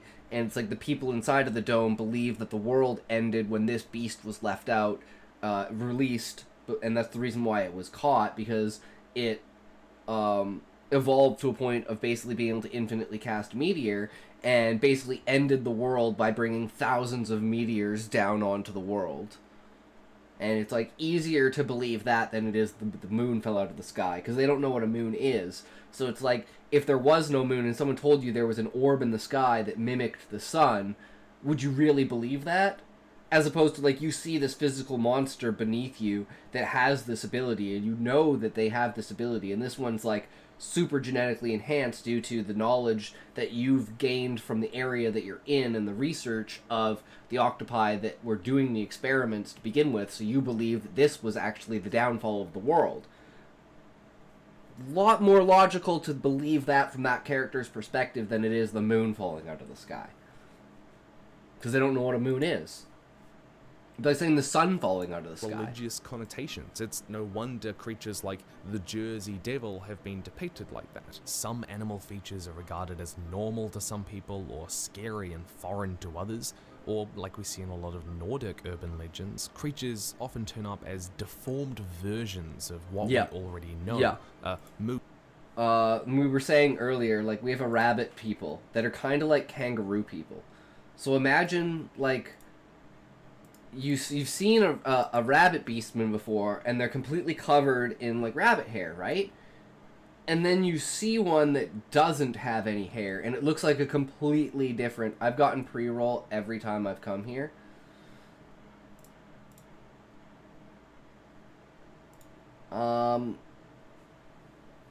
The only thing I think about that is if it's within, like, the 10-minute period of an ad break, and you enter the stream, it'll trigger the ad break. So it's technically not a pre-roll, you're just coming in and hitting the ad break. I'm pretty sure that's what's happening. Because it should be between the 20 and 40 minute marks. So if it was like 15 minutes ago to like 5 minutes from now and you entered the stream, you're probably going to get what would look like a pre-roll, but it's actually just the ad break at that period in time. At least that's my guess, because according to the system, I don't have pre-rolls on. Smokey! Welcome, brother! How's it going? Hell yeah! Welcome to the Goose with stream. 6 eyes or twisted antlers. So the question becomes, what would the local people draw? I just forgot to say that it took me a while to figure out how to download and use OBS, like 2 hours. Yeah, I'm still learning things about OBS. Like, I found out the other day that I can actually control the videos that I upload, like the media that I upload to it, because originally it was like, I didn't know how to do anything with it, but now I know I can manipulate it, so when we're in the starting soon screen, I have all the compilation of all of the stream highlight reels. I can now go to specific points on them without having to worry about it resetting and then having to let it play through. My sound was doing things because external mic was enabled. Yeah, there's a lot of different mic things. Like, I plug in my controller and it resets all of my mic things to the fucking controller. Like, my mic, my audio, my, everything.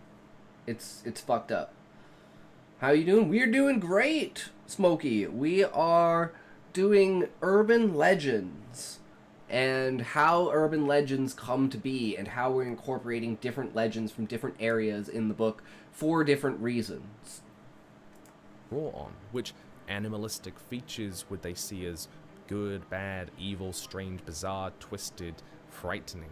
All of this might make it sound like urban legends are something relegated to the past. We're too smart now. We've got cameras and recording, and that means, of course, we can tell, right? But as we saw with La Paz and the elephant graveyards, it's very much not the case. Slender Man is probably the most famous urban legend of the last couple of decades, but it's a very strange case, because unlike a lot of legends, we know precisely how Slender Man came to be.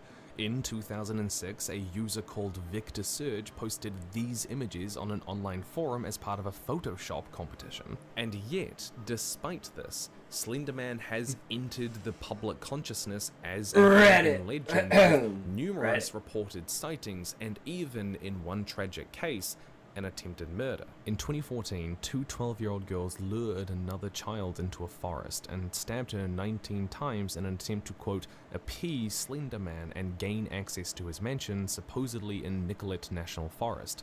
The victim Polybius survived, is interesting. Urban You level up to legends level have 1, power, Smokey! but only Thank because you! we give them that, because we spread them and believe them and act on them. There's this strange cycle where a place feels dangerous because of the legends, and then something actually does happen there, and we take it as further evidence of the legend, even if statistically it's just as dangerous as somewhere else. We're still inventing legends, and so long as there is the gap in human knowledge, as we have those doubts and fears and insecurities, and the little moments where you're driving through the dark and you check your back seat, they're gonna persist in a way.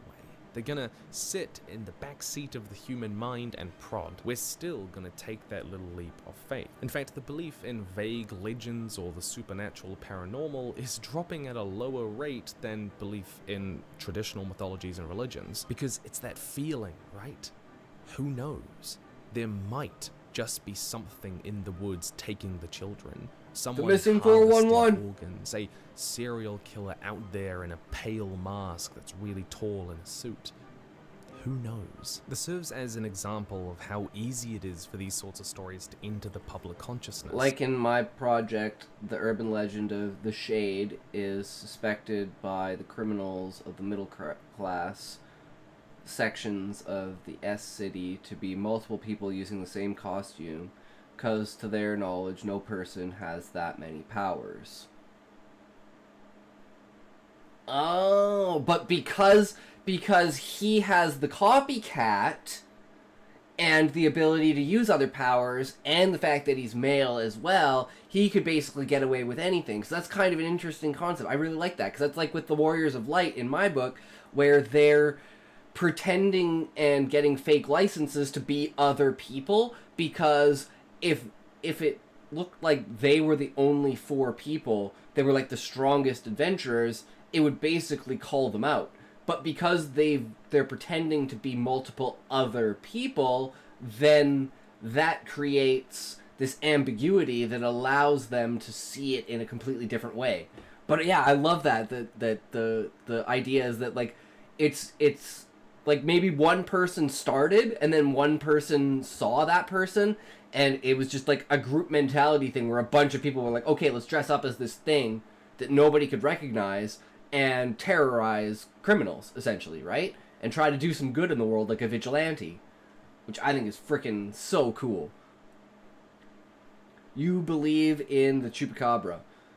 I believe in the human imagination, and that the human imagination is more powerful than any actual thing, and that any image and any shadow can be turned into anything in the human's mind.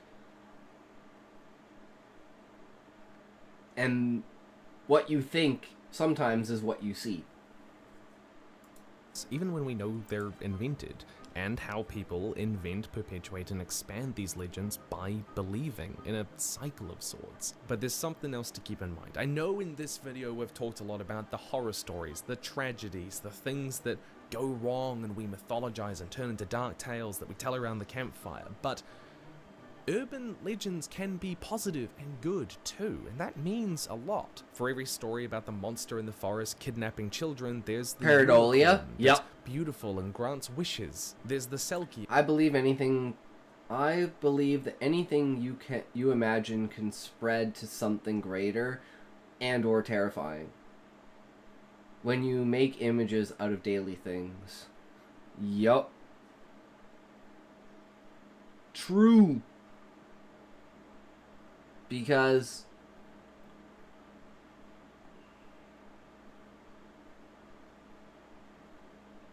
like mass hysteria, for instance, where one person reports seeing something and then all of a sudden everyone in that area says that they're seeing the same thing. That transference of thought almost through a thing that makes you feel like it's more real because of the amount of people that say that they've seen it. Of Scottish folklore who might help lost sailors at sea, or the healing stones of Lake Baikal, which can help you progress spiritually and heal yourself and your mind, and they're hidden deep at the bottom of the lake if you can find them. Whether your hometown imagines a ghost that guides a child home when they get lost, or a ghost devouring them because they are, says something about the parenting perhaps, or how they view the city. Is it a dangerous or a safe place? Positive urban myths are just as important, and mythologize events in a similar way. The human mind is kind of pre-programmed to remember tragedy, so I want you to do something. The example of Vlad the Impaler spreading so much terror that vampires became a wide-known myth. Yup. Yup. And it just keeps inventing, like, all these, like, small tales around it, you know? Like, different tiers of vampires can only be killed with silver, that, you know, you can stake them in the heart and they still won't die. Vampires, you have to cut their heads off. Vampires that have evolved to the point that you, even cutting their heads off, you need to, like, stake them in the heart, cut their heads off, and, you know, like, pour holy water down their throats, basically. Or, like, submerge them in holy water. Or, you know, you have to completely burn the body to ashes, and even if there's the bones left, they can regenerate themselves. Like, is the scope of that is so incredible because of the amount of people that it comes across, and every person changes it in their own way and personalizes it, that the next person that they hand it down to sandblast the bones. Could you imagine having like Wolverine's powers and being like continuously put through a grinder? Daywalkers, blood mages, shapeshifters. Yup.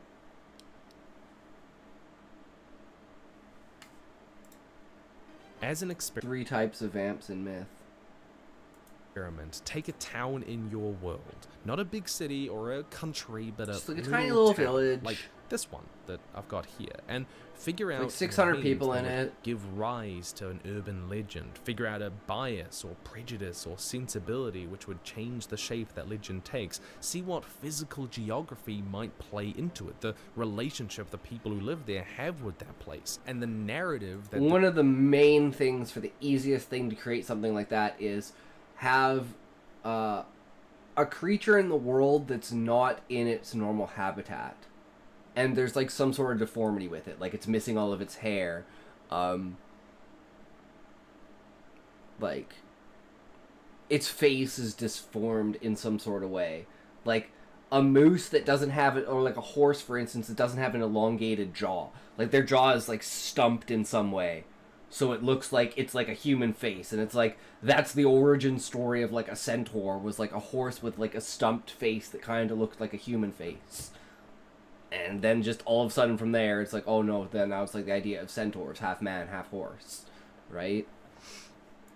This legend helps these people tell about themselves to themselves. If they include supernatural elements, then how do they arise? How widely are they believed? And how are they reinforced? And a really good way to do this whole exercise, to put all of this together, is to use Campfire, where you can mark out your own map, all the different legends that define these places, and then detail them in your own encyclopedia. You can put together a timeline for your world's history. Yeah, only if you it was can write free. up a whole page about the species your cryptid. Imagine what kind of myths an indigenous village will make if they see a hippo for the first time.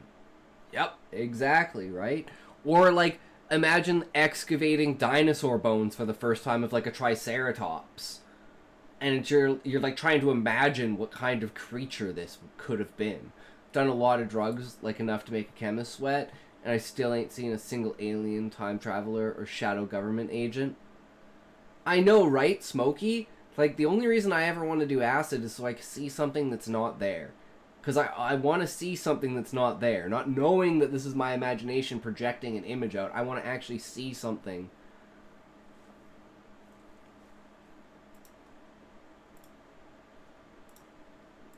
Where they at, Botrix?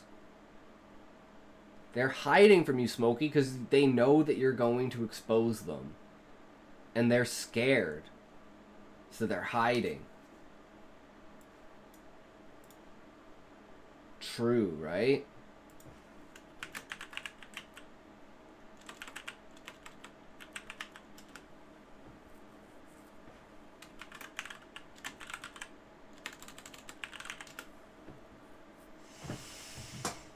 Oh, but it's a toke time. We got toke.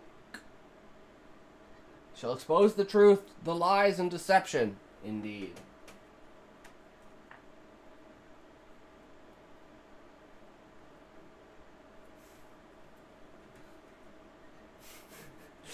You know what that reminds me of?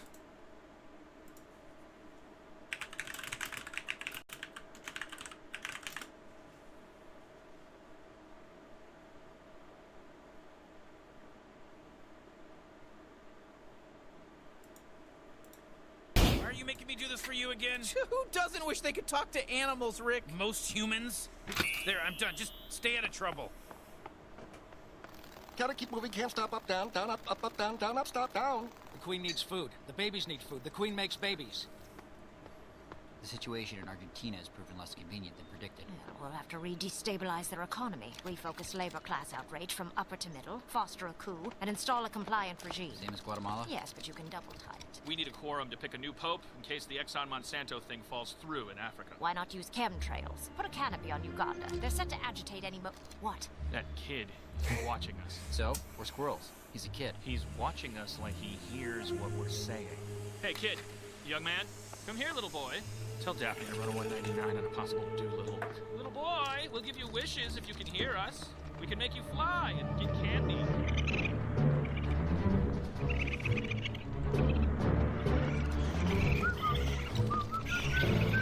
Oh, fuck! Oh, fuck! Fuck me! Fuck me! Shit, Morty, what did you do?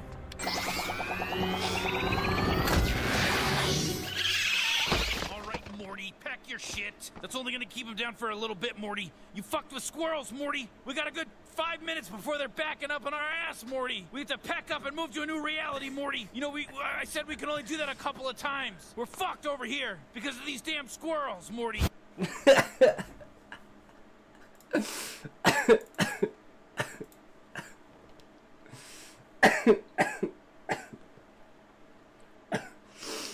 Oh.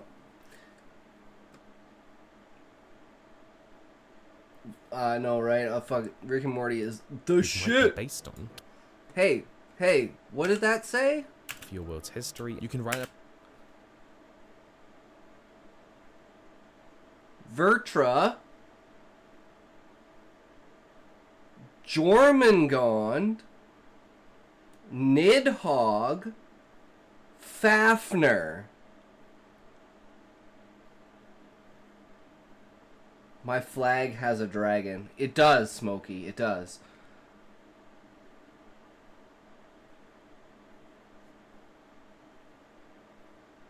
I didn't know Vritra was also a Norse mythology dragon.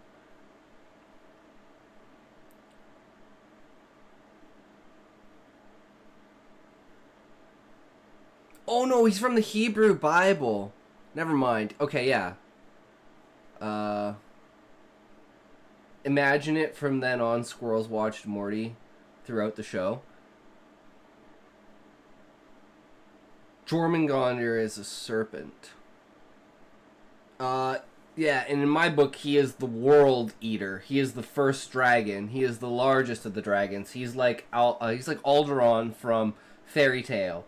Like, he's the size of a continent. Yeah, but that's from the actual Norse mythology, right? Whereas this is from my book.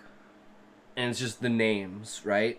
The Jormungand, Vritra, Tiamat. Jormungand is the World Eater. His two wives are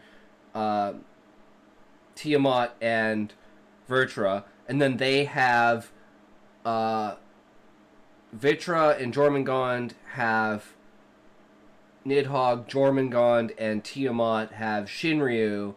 Shinryu and Nidhogg have Fafnir. And then Fafnir spawns the rest of the dragons with all of the females, because they're all so inbred, they've become basically beasts. But I can see why you'd make that distinction. Well, it's mainly because of Final Fantasy.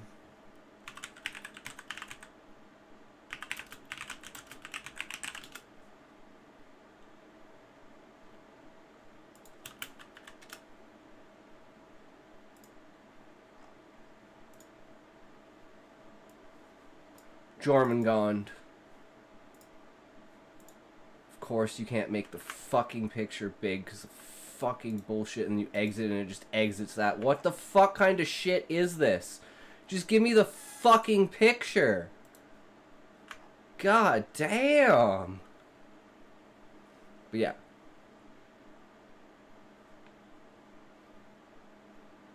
But he massive.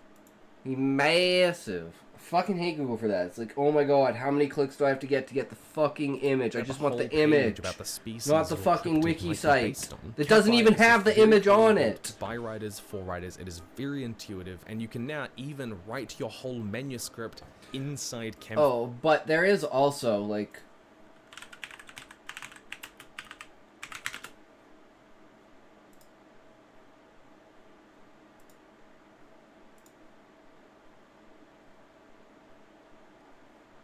I don't know why I can't get the fucking image.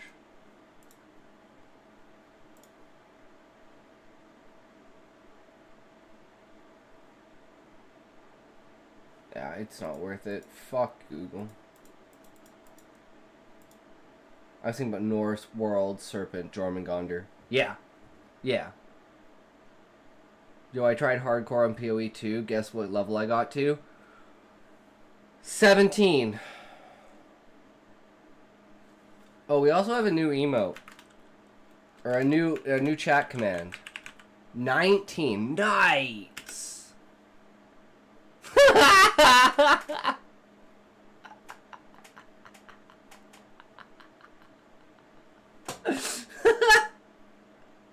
True. True.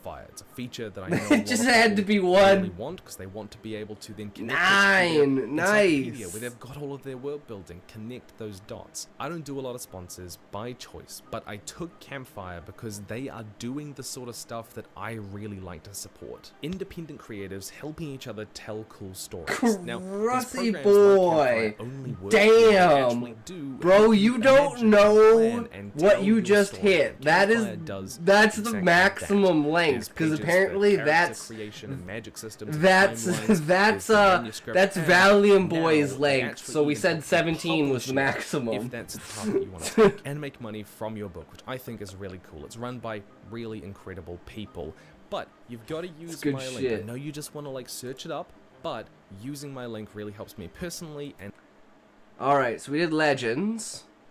It's the first one. And then we wanted stories that change you forever, and see the aspects of stories that are so deep and ingrained that they're generational in their aspects. 100 years from now, people will still be telling these stories, right? For the majority of Nier Automata, you play as these fast-moving, hack-and-slash sexy robots who blitz across the map at 1,000,000 miles an hour, thrashing your enemies in the air, freedom of movement in every way. Traversal feels fantastic as you move through the greenery and ruins, not unlike where I'm standing now. Until...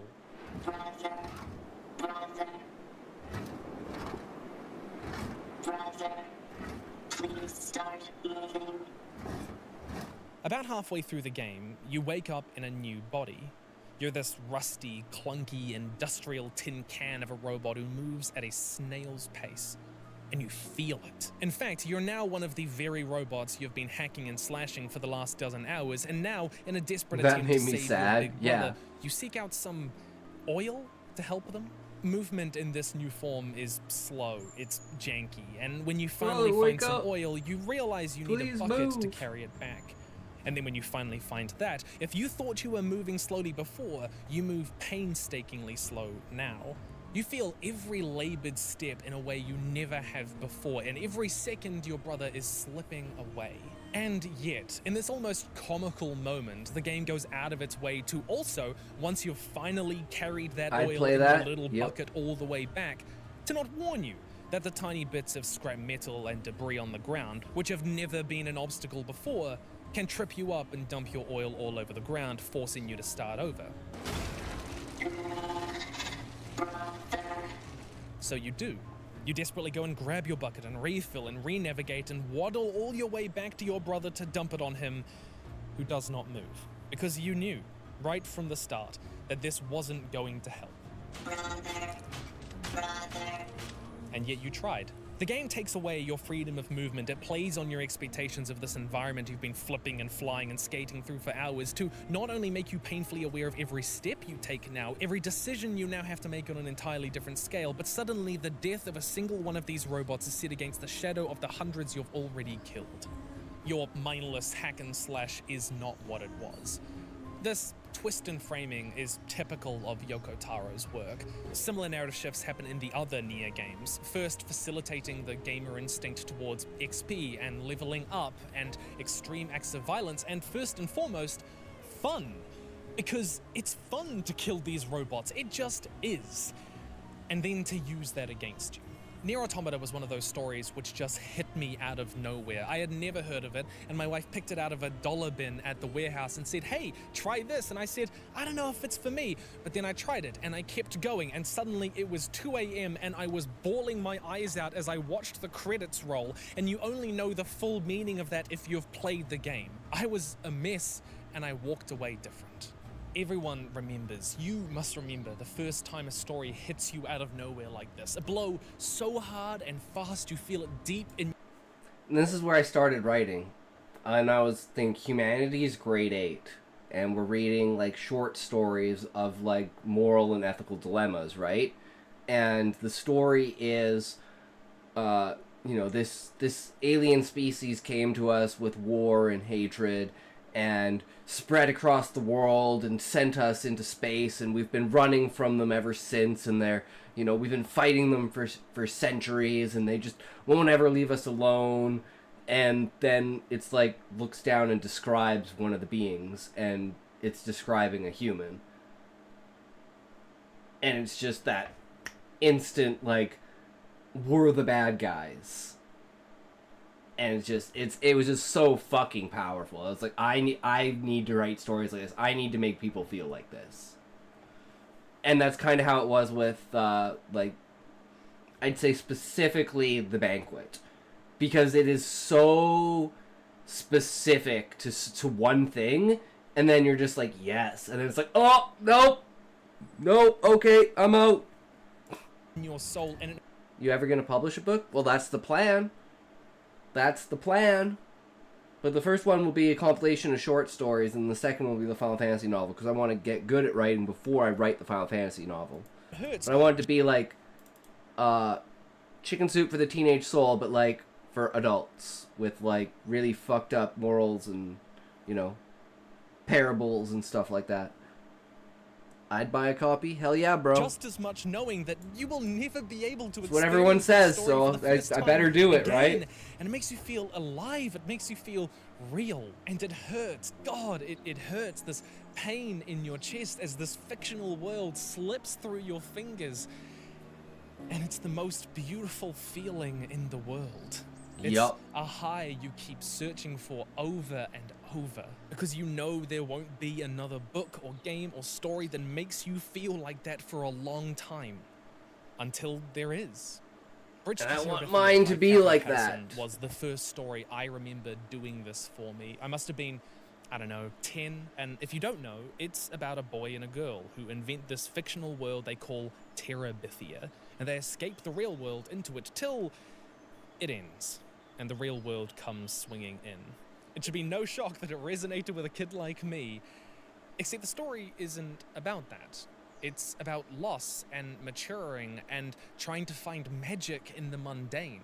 Because at the end of the story, before Jesse and Leslie can ever save Terabithia, Leslie dies. The rope swing they use to access their fantastical little forest snaps, breaking her body on the rocks below. The mundane rushes up to meet the magical, and all too fast and hard. And when I finished Bridge to Terabithia, it was like a whole world had opened up around me, and I was the only one in it. Because a truly good story can also be a lonely island to be on. And it was a long time before I found Then you want other people to start reading it, and then you start being like, you gotta read this, it's such a good book! I watched all the great films, but there are stories you love, and there are stories which change you. These fictional things which make us look at the real and see it differently, because these stories are real, you know, in the ways that matter. They allow us to see and experience real things we never could before from new ways. They allow us to see what we're already experiencing. And one of the things that, like, one of the most powerful moments I want in the book is the death of Zaid. And that effect on Husai, that even after losing battle after battle after battle, after the hopes of the world slipping through his fingers, he's still standing strong and still pursuing what he thinks is right. And then when he finds Zaid's body, it's just complete breakdown for him. And it's like 2 chapters of him trying to rationalize Zaid's death and figure out a way to, like, redeem Zaid in some way, shape, or form. Aloha, talented beasts. May all your stories be as captivating as the ones who inspired you to become a writer. All Arabs are pigs.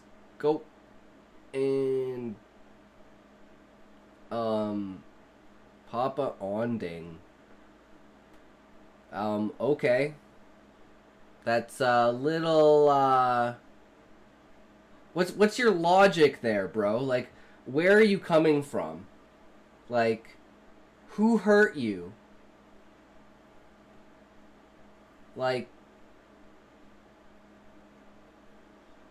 there are good people and there are bad people everywhere. You can't categorize. But why? Like, what is your belief structure? But why? Why do you believe that they're evil? Why do you believe that they're evil? You can't just say that they're evil. You have to have a reason that you believe why they're evil. So what is that reason? To draw parallels to the video you're watching, if you compare chapter 1 to the final chapter of my project, you start reading about a boy who hates the powers, and the men who just go along with it because their needs are met, and finish with a man who has seen the darkness that these powers can bring and wants to disappear and take some time to himself to adjust and to run because of his new role in this as the first male hero. Exactly, right? They want to kill whoever, not join their religion. That's only for fanatics, though, right? Like, you can say the same thing for Christians. So, do you believe that Christians are evil because of the Crusades?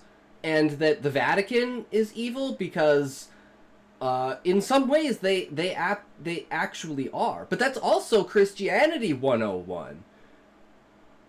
Like, thou shalt have no other god than me. Thou shalt not worship false idols. Like, that's clearly bespoken of an Abrahamic religion in order. No, Christians and Jews support each other. But that's not what the Bible says. So you're actually, like, you should condemn Christians and Jews for supporting each other, because that's not what the Bible says. Half of the Bible was against the Jews. It was because of the fact that they were chosen by God that people hated them. Because they're like, you're not better than us. Right? And that's kind of like a really cool actual like racism trope that I have in my book, which is like the octopi, they're the chosen people. But only the Jews, not Christians, and only Jews on an ethnic level. Because they have the that's why there's there's anti-everything. It's not that. It's also because if you look at how the interactions with specific Jews and stuff like that is, but then you look at like non-Jews too, right? So it's like it's a very biased and it's a survivorship bias essentially. And the same way goes with like the fanatics of Christianity that go to the points of saying like wanting to kill anyone who's not a Christian or turn anyone who's not a Christian. Their ranks are still prevalent in the world, just as prevalent as Jewish or Muslim. So my question again would be, with the factual understanding that all three of these religions, whether ethnic or spiritual, all have their own dark fanaticisms, as well as the normal, like the normalcy of the practice that doesn't invoke the extradition of other religions. So with that all taken into mind, would you not say what's dark about Judaism? Let's see, what's dark about Judaism? I could make a funny joke, but we're not going to.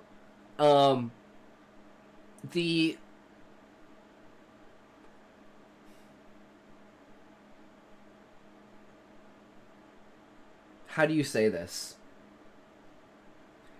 The sight of, and this is from like an outside perspective of people, right? When someone says that they're the chosen people, when they are the ones who say that God is only, like, we are only of God's blood, essentially. And he only cares about us and not you. That paints a very bad image, right? And it's like, if you were truly, and this is my opinion, if you were truly the chosen of God, but that's what it preaches, just because the people that you have experienced with don't act in that way, they have the responsibility to light the world.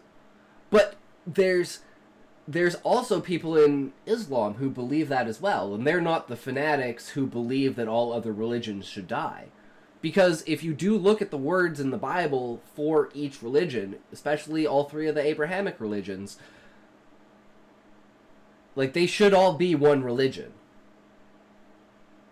Because that's their origins, but they've split off due to their different interpretations throughout history, essentially.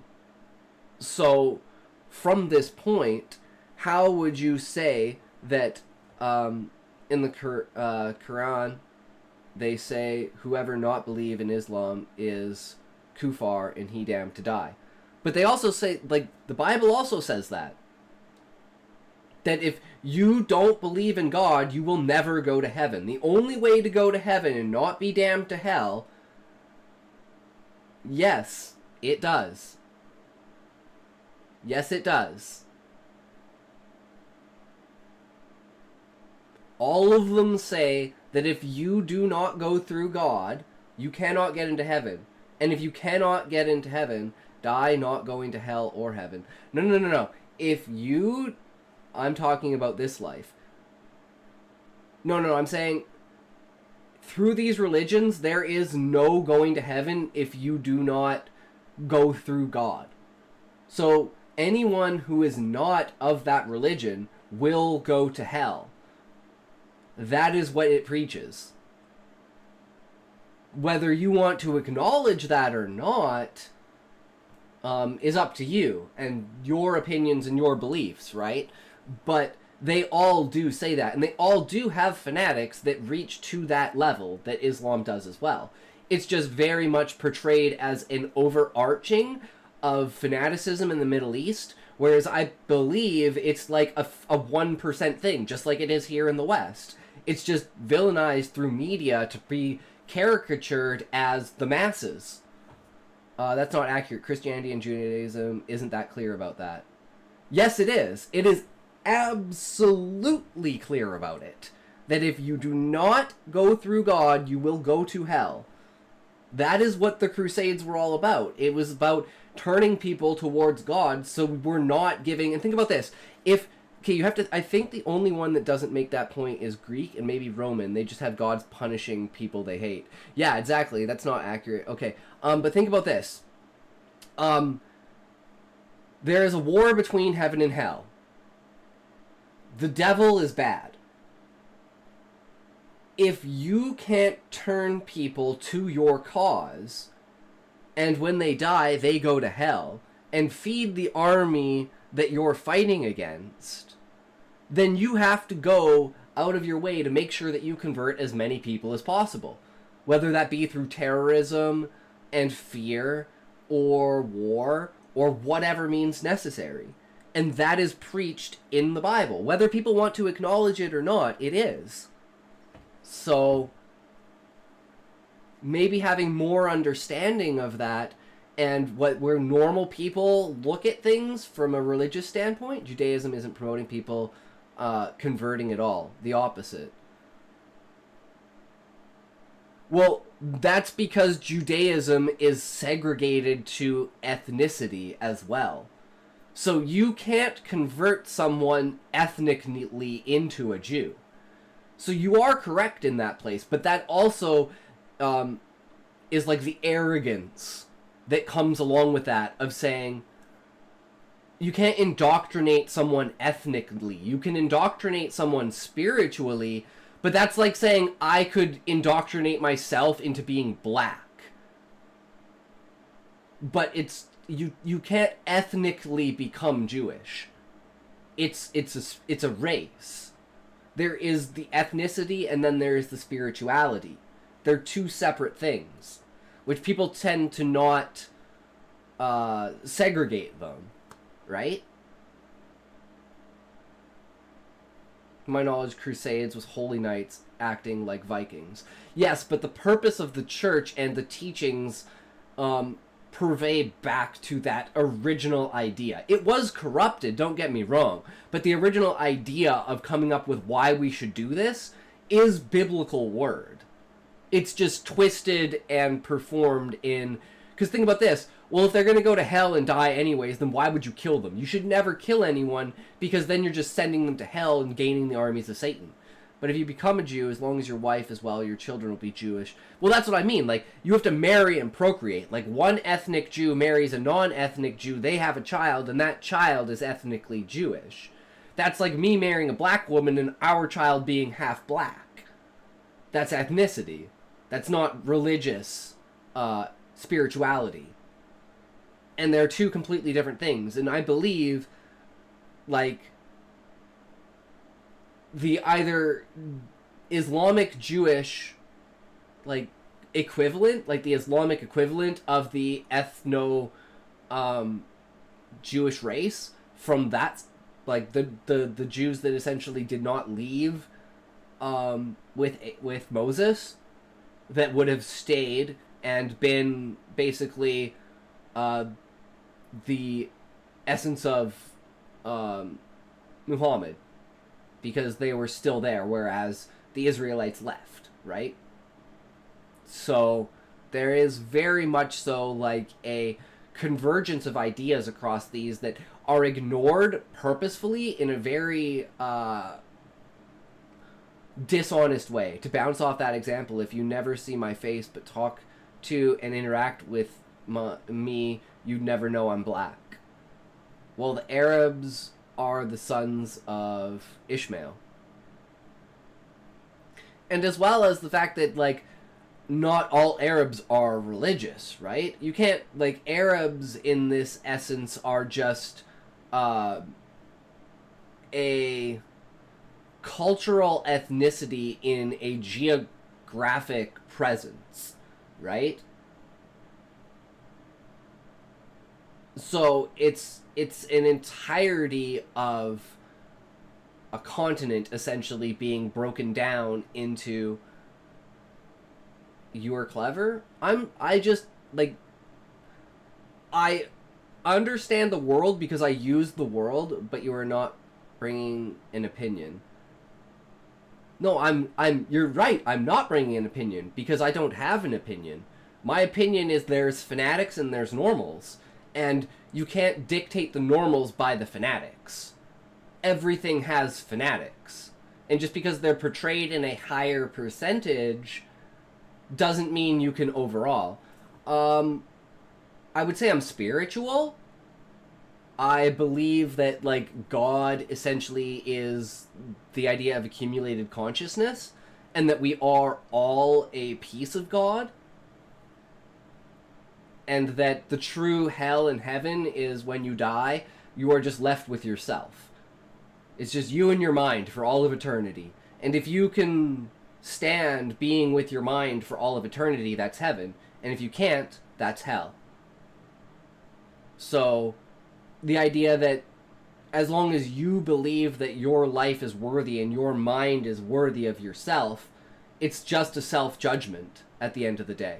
So you could do the most horrible things and stuff in the world and still have a mind that accepts it. And that's where evil and stuff can come from a perspective of it's only if you adherently think of people as not NPCs. And it's very hard for an individual on a singular level to not consider people outside of their sphere of influence to be basically NPCs and not care about them. Take how the show RWBY treats the species of the faunas. Yeah, exactly, right? And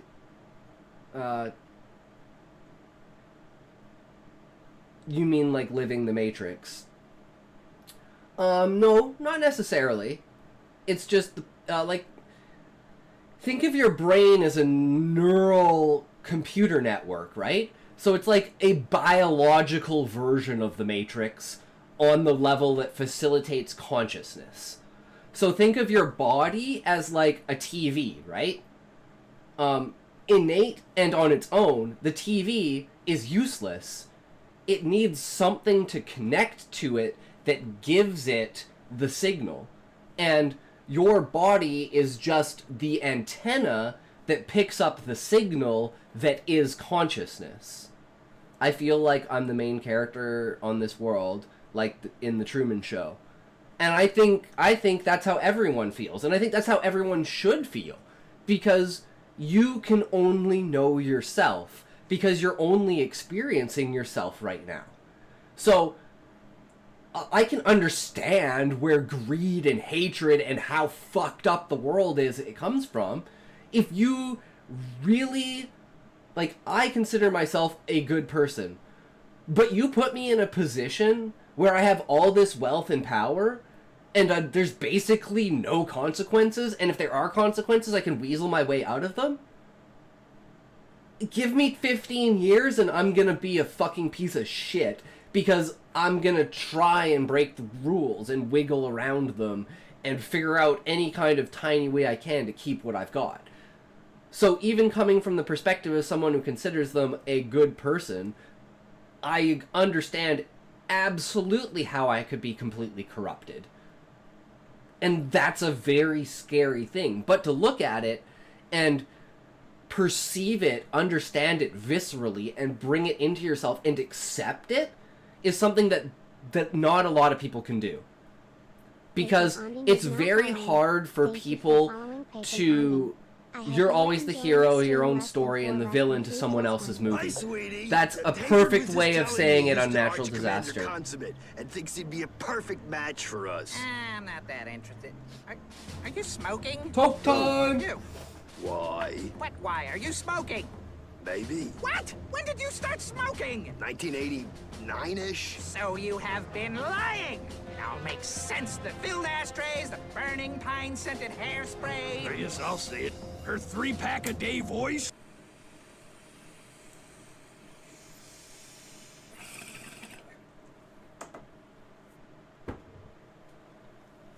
Thank you for the follow. I really appreciate it. Thank you very much. I think you are special. You have a unique way of looking at things. Really nice. That's what a lot of people say, and it's like I totally understand, because I conceive myself as the villain in so many different ways. But does that mean that I'm the villain? No, not necessarily. Right? I smoke weed. To some people, that's enough. I'm a cross-dresser. I like to put on makeup. I like to dress up like a girl. I have fake tits that I put on. I'm very expressive of my views and my opinion, and I'm very, I want to get, so what? Who do you hurt by that? Exactly. I hurt people's perception of the world. Their tiny little engraved pinholed perception of the world. I challenge that. And that scares people. And when people are scared, they fight back. That's why I try to see things from their perspective and meet at a middle ground of being like, I understand why you feel that what I do threatens your perspective of the world. Yeah, you hurt their perspective of normal. Exactly. And that scares a lot of people. Because people don't like change. People are very averse to change. But change is all around you no matter what you see. And that's what scares people the most. So understanding why people feel the way that they do, being able to see into their perspective and find middle ground with that and say, I understand where you're coming from. I'm not mad at you for your opinion. If, are you gay, if you mind I'm asking? I'm bi. I'm not attracted to men, but we like the dick. But that's, like, not... Like, my problem is people that make those kinds of things part of their personality. It's like, yeah, once in a while I'll do a makeup stream and I'll dress up and, you know... But it's not who I am. It's just like you being straight isn't part of your personality. You don't go around being like, unless you're like an Andrew Tate kind of guy where you're just like trying to pick up chicks. But it's like in general, you don't go around being like, where are all the hoes at, right? Whereas I feel like a lot of people on the high end spectrum of like LGBTQ are like strut around being like, where's the person that I can interact with? Yeah, what's your opinion about all the progressive stuff, woke, etc.? I think it's a fucking joke. I think people are scared of ideas, and they're scared of breaking out of their boxes, and I think Asmongold said it best when he said, the peak of comedy was Tropic Thunder. Like, never go full retard. Like, it hits so hard with so many people in the wrong way when it's just pure comedy. It's meant to be offensive to those types of stereotypes. And that's what the humor plays off of. And instead of having this idea that because something... This I guess this will be the overarching problem. Someone will always be offended, no matter what. So, never try to not offend someone. Just do whatever the medium and the genre and the story requires. Like, it's horrible to say, but think about the Sarabian film. The most banned film in the entire world. The worst smut movie ever fucking made in existence. But even that placed on a level of, hey yo motherfucker man, fuck your mom, shit your mom pussy big. Fuck your god. No, see, now we ask him where is he coming from with this? What's his perspective? What if I say that I am my own god? And what if I say, fuck you here means hello and good respects? So, you're actually praising my mother for having me. He is Muslim for sure. Shut the fuck up. No, it's just one of those things. Like, sit back and think about the bigger picture here, right? You're saying words that you have a specific meaning set to, right? I see those words and I have a completely different perspective towards them. Shut up, fucking kid. Man, see, fuck your mom, big pussy. See, I think this guy's projecting. I think this guy might be 13 years old. You see, he acts like he's 13. He projects an aura like he's 13. He definitely has this idea. Such a hero writing this shit online. Go live at Saloxa's little boy. Bring up a pic. Come on, show yourself. Bring yourself into the spotlight. Show us who you are. Bring yourself. True friend. How can we entice you to be such a great member of the society that we such create with our small interactions for such people? How do you reconcile your perspective on the world and your privilege? Because you're privileged. You're on the internet somewhere in the world. You have high-speed internet. You understand English enough to type in a chat, right? So you have to have at least some basic understanding of, like, I won't say the greatest language, it's the fucking worst language ever, but it is the most used language on the planet, factually. Be the big man you act like and show yourself. Exactly. I fuck your mother. Well, I mean, congratulations, bro. That's very true. Haha, I love your attitude, man. You're annoying him so much. Well, that's because they're trying to get a certain reaction, right? And if you don't give them the reaction they're looking for, they don't know what to do because they can't think past that. Cut that hair, man. That bitch through. I mean, like, my hair is fucking, actually fucking magnificent, bro. Like, yeah, we got a receding hairline, but, you know, it is what it is, right?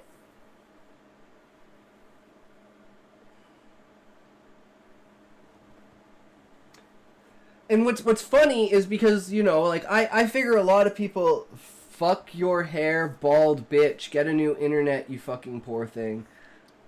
Congrats, have fun grave robbing, because my mom's dead 5 years now. Oh, I'm sorry, Unnatural, if that's actually true. I'm very sorry, man. Take off glasses, blind bitch. Big, bald, fucking dick. Bald motherfucker. What about, if you want to, if you have enough points, if you wait long enough in the stream, you can buy glasses, which forces me to take my glasses off. No, it's fine, I can joke about it. Yeah, it's over for you, sub 5. Fucking short bitch. Big black cock, oiled, big balls. Let your mother get it. I'd rather take that. Give that to me, Slox. She doesn't need it. I do. Just... God damn it, you son of a bitch. Rope Max, bitch. I mean, I have an anchor on my roof, and I know how to tie really well. So, he's tilted. Fucking poor man. Come and let me sell you marijuana. I will broke your ankle, bitch. I mean, if you're like, okay, you want to know the perfect way to do it? I'll show you. I'll show you the ultimate way to do it. I can never remember his fucking name. Swear.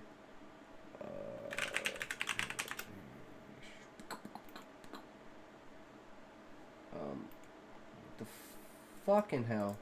So annoying. Where is...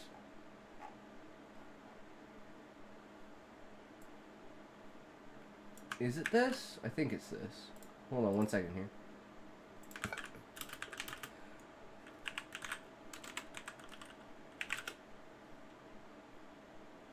No, that's not him.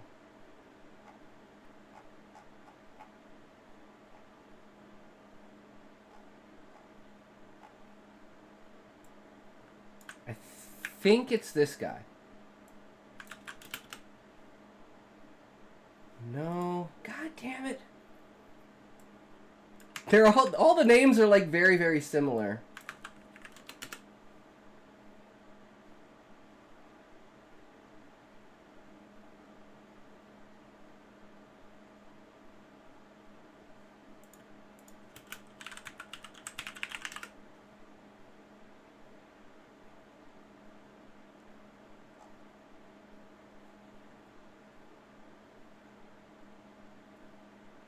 Yeah, okay. This is it. This is the perfection. This is what you need.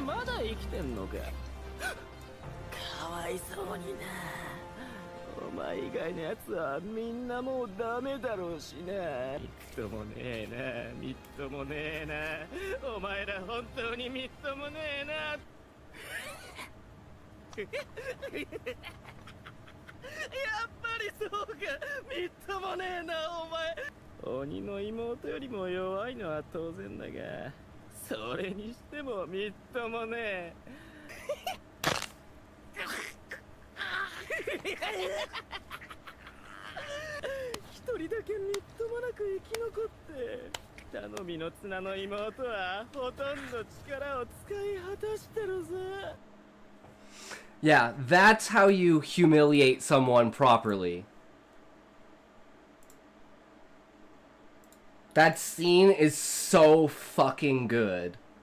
Bro, you see my messages. Hold on, Valiant Boy, sorry. He's just burning his hole, so it's funny how he's getting tilted and not getting the response he wants. Anime, bitch. Fuck you, bitch. Ah, nice. Probably a 14 pussy-ass kid not educated. If you want cancer, guys, so what's my job?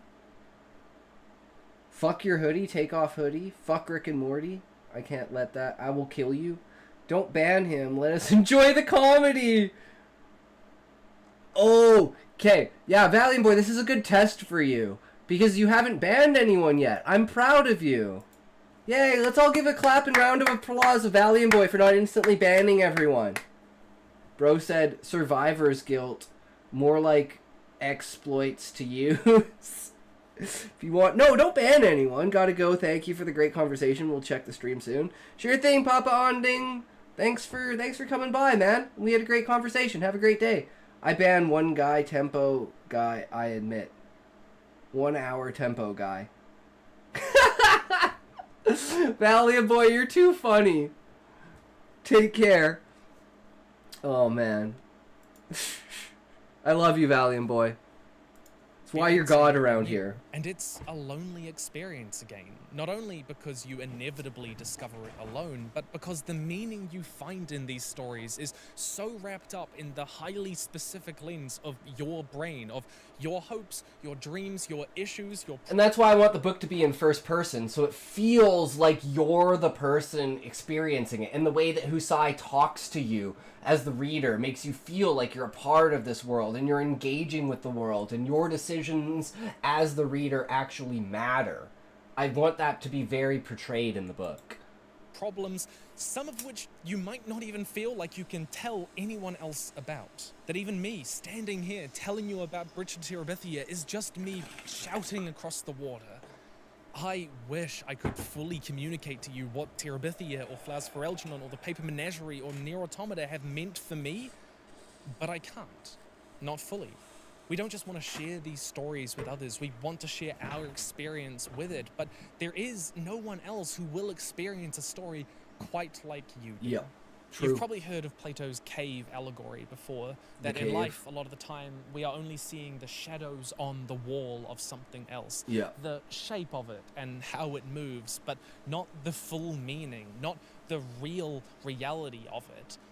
And in a way, it's a lot like that as much as I tell you about what these stories mean to me, as much as you tell others what your stories mean to you, we are just casting shadows on a wall. That's not actually what Plato's cave allegory is about, but I felt it fit.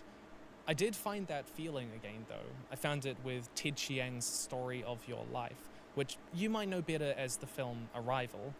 The short story is a little different to the film. It's far less dramatic, but it's still about a linguist learning to communicate with aliens.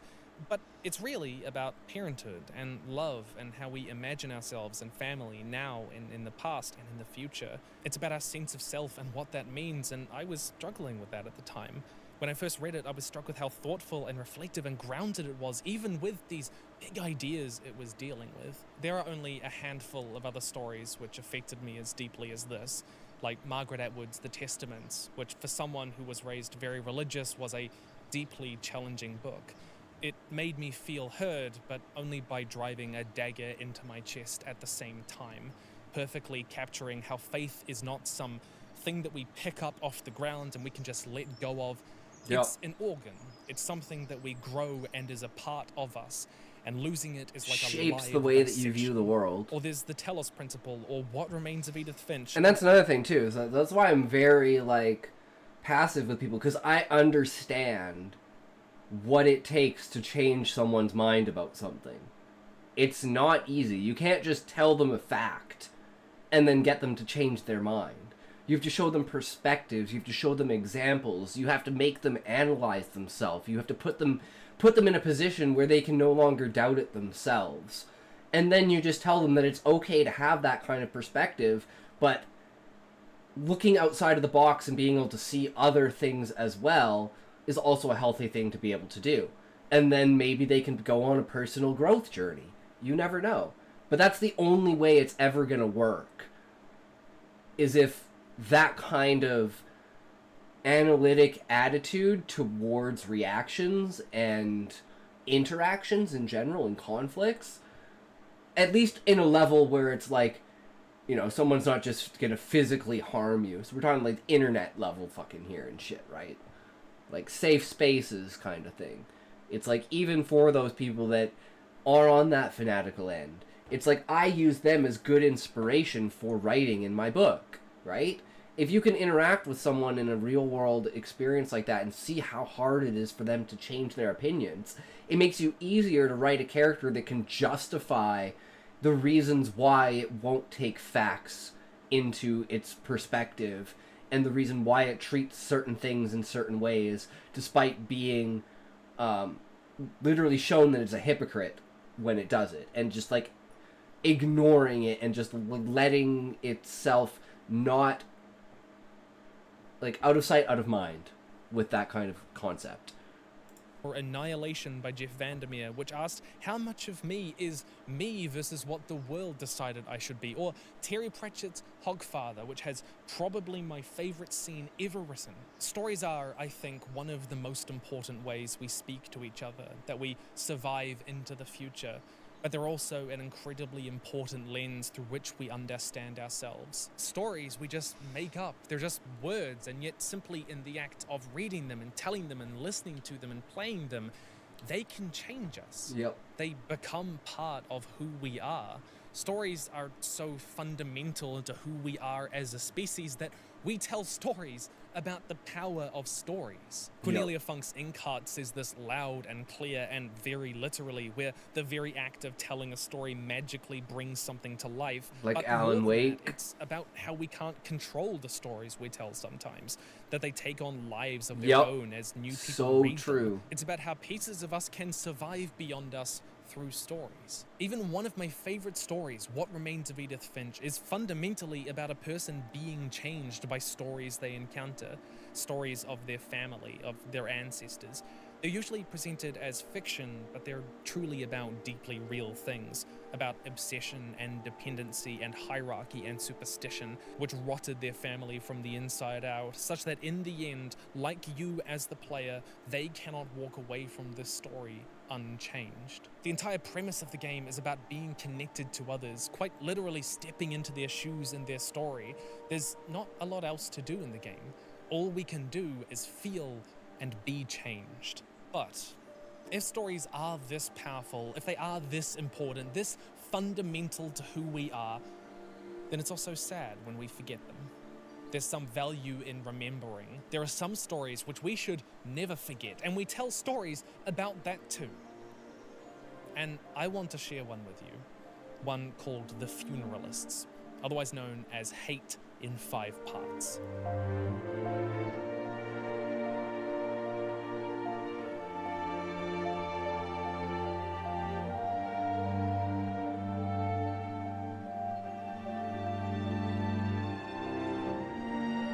So he's gonna read us a story? Imagine for a moment a tooth fairy, but for stories. Imagine them crouched in a crumbling library, thousands of texts which will slowly be lost to time, and this little fairy has a job. That when the story is forgotten or lost for the last time, they come to it, they hold a candlelight vigil, and they lay it to rest. We lit a candle for every burned book, every scroll ground down by the sands of time, every love letter torn apart. They had someone to harvest their souls, another their sins, even one to mark the loss of children's teeth. Don't be so surprised we remembered the books. Aren't they more important than teeth? This fairy is one of many, and they call themselves the Funeralists. The story starts out with one of them on their first assignment, with the loss of the Library of Ashurbanipal, and we follow them all the way through to the end of the universe, through the rise and fall of humanity and all of their stories. She starts out admiring humanity, struck with awe and wonder at these creatures who can conjure meaning out of words, out of nothing, who can see meaning in the stars and the earth that she just can't. She watches a boy change just in the act of reading one of these tablets, knowing full well that this will be the last time anyone ever does so. And then she lays it to rest, reading the story out one final time, trying to do it justice. They deserved that pastoral care one more time. Some texts wanted to be whispered, as if spoken to a lover. Others shouted like a proclamation or call to arms, and more still to be spoken calmly and clearly, wishing only for the reader or listener to understand them. They each had their own language, different rights and needs, but one never quite understands what that means until faced with the task. Because there is no single, correct, perfect way to read a So story. calm, Every chill space story here. is an island, and it So I speaks try to us provide, differently. We Valiant bring boy. different things to it. The Bridge to Terabithia I read will not be the same Bridge to Terabithia you read. And so in this way, stories I feel live. like a They self-resonant. evolve as new people read them, as they're retold Feel like and a reinterpreted. They sprout new limbs of meaning and context. And the funeralist I gets don't caught even up know. in the myriad of interpretations we give our stories, trying to Love how figure everyone out is the perfect one to mesmerized right memorialize it now and chilling and before watching. blowing out Yeah, her buddy. candle, her first job. Stories are so powerful, The right? Funeralist is about those stories which change us. That's but my they're lo-fi also feeling. about how we lose those stories. I feel And like the a first self-resentment. way is the simplest. We forget. Freedom place. Individually and collectively. Eventually, the Library of Ashurbanipal would be forgotten.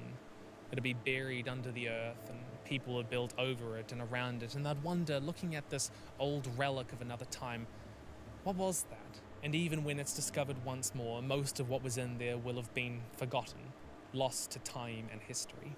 But the scene of wonder and awe at humanity is immediately juxtaposed with a much darker reality, because if our words are as powerful as this, then they are also dangerous in the eyes of some.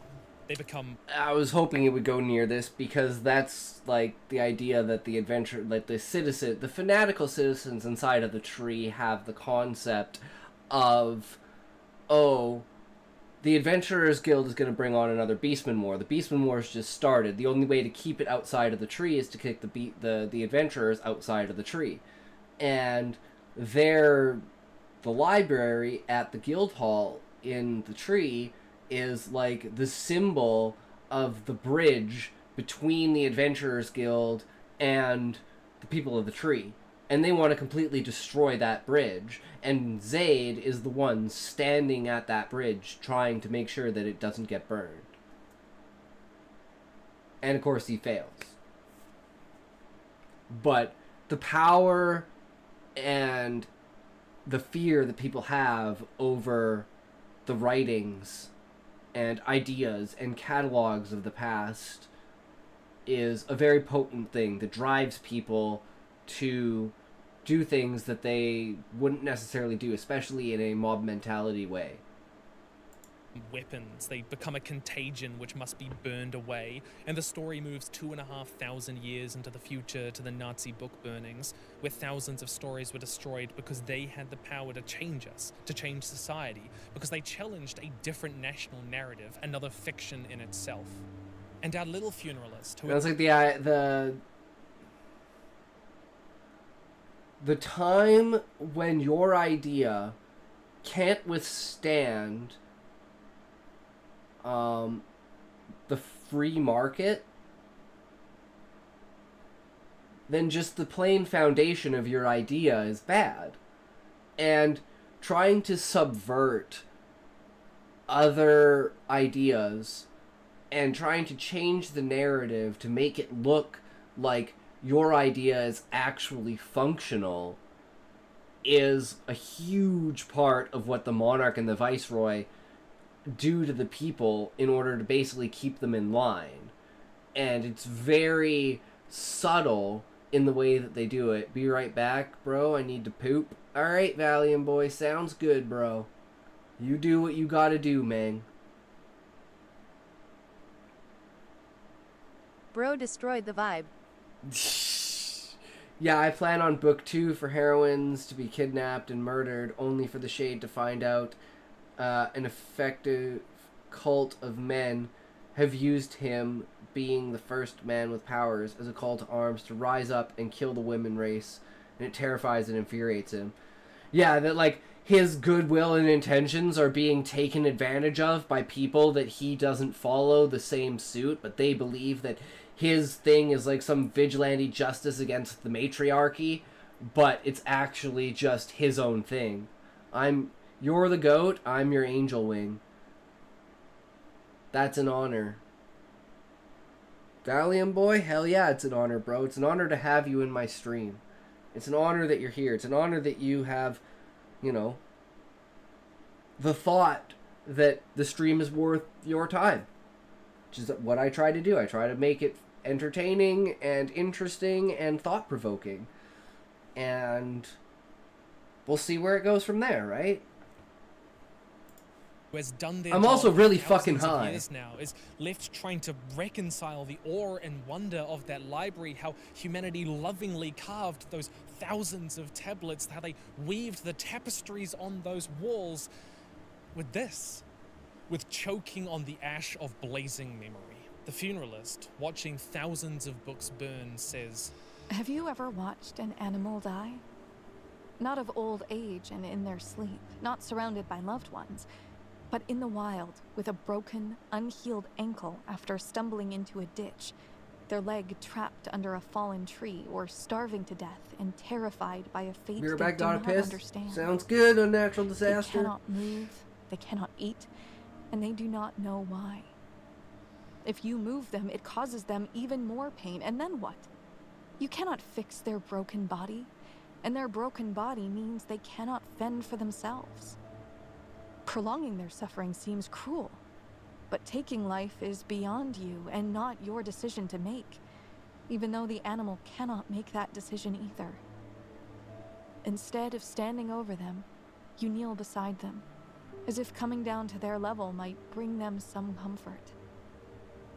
You imagine every twitch of their pain as your own. You take it into yourself and incorporate it into your being. And it wrenches at every lever of feeling till you cry, and you want to cry. You want to feel the vicarious pain because it is the only metric of empathy you can offer. Ironically, we make a point to remember the burned books if we can, but this is another way we lose stories. We try to force them to be forgotten. We ban them, Levi, we burn welcome, them, welcome. What's we up, kill them in their bud? cradles because they're obscene or inappropriate. We are talking about how powerful stories are and what makes a story so powerful that it changes you after you've read it. And we're comparing different stories and aspects of stories that I've read in my life that have changed me, and how I want my story to change other people. No story has ever had an effect on me, really. The story that got me into writing, I don't know if I told you this before, Levi, but when I was in 8th grade humanities, we were doing short story like studies on stuff, and it was like the story about this like alien race came to destroy humanity, and we've been running from them and fighting with them, and now we're spacefaring, and it's like been centuries, and we hate them, and they're terrible, but we don't know why they started fighting us. They came out of nowhere, and they were just so horrible. And then it looks down and describes one, and it's a human. And it's just that change of perspective to me was like, I need to make this feeling in other people. That's the feeling that it gave me. That this feeling that I'm feeling, I need to invoke into other people. This feeling is amazing. I fucking love this. Just like, oh yes. And ever since then, I've just been a creative in writing. And whether it's short stories or just lore or just random poetry or stuff like that, I've just always tried to keep my mind blazing with that kind of stuff. But even like an anime too, like a movie or like any portrayal of any story, and you could even say like events in your life are stories as well, right? So I'd say expand your definition of what a story is, and then reconsider that question and think about a story that did move you, that changed you in some way, your perspective towards the world. But you literally, after that moment, like, decisions that you made had different outcomes that you could trace back to that story. Another really good one for me is like Titan AE from like 2000, or like Heavy Metal. Like the concept of a broken person being risen up. I was joshing you about no story having affected me. It just seemed funny to say. I wasn't quite sure if you were trolling or not, but I didn't want to call you out on it. So, and that's another way of like diffusing a situation, because we had that kind of shit happen earlier in the stream, which is actually kind of funny. It happened back to back, and we got a follower out of it. But it's just a way to change people's perspective by presenting your own perspective and then asking, can you compare your perspective to my perspective? And then, you know, perhaps you're thinking too narrowly. So I was using the same technique on you, Levi, to see where you would go with that. But yeah, Unnatural Disaster, welcome back. I'm back. The idea of a writer with no emotional investment in storytelling is a bit absurd. I don't necessarily think so, because think of like scientific texts, think of mathematical texts, think of like historical texts. So there is a place for that, but it's more of a passing on of, as opposed to a creation of, right? Like a method of preservation through retelling, as opposed to creation of the story itself. But I understand where you're coming from. Appropriate, or any number of other euphemisms people might use these days. And even if these stories eventually survive to another time for other people, they were lost for others who deserve to hear them. And it's still happening, including... Even really dry texts have to be written by people that care about the material. Yeah, I love my story, and it affects my excitement to see someone stomp on my feelings about it. Yeah, and I hate people that pussyfoot around like a stupid idea or something, and they're like, they won't give you the criticism. I'm like, no, I'm my toughest critic.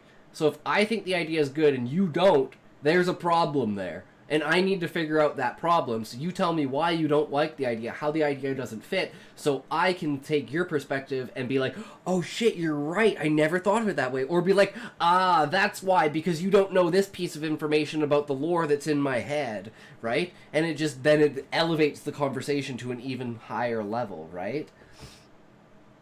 But like I said, Unnatural Disaster, it's not easy to stomp on your story. Your story is fucking fantastic. I love the concept. I love where you're going with it, how you're building it, and even the story about the chapter. What's the last story that made you cry? I'm going to tell you, I'm an extremely emotional person, and I can barely go through an episode of anime without crying. But the last one that made me tear...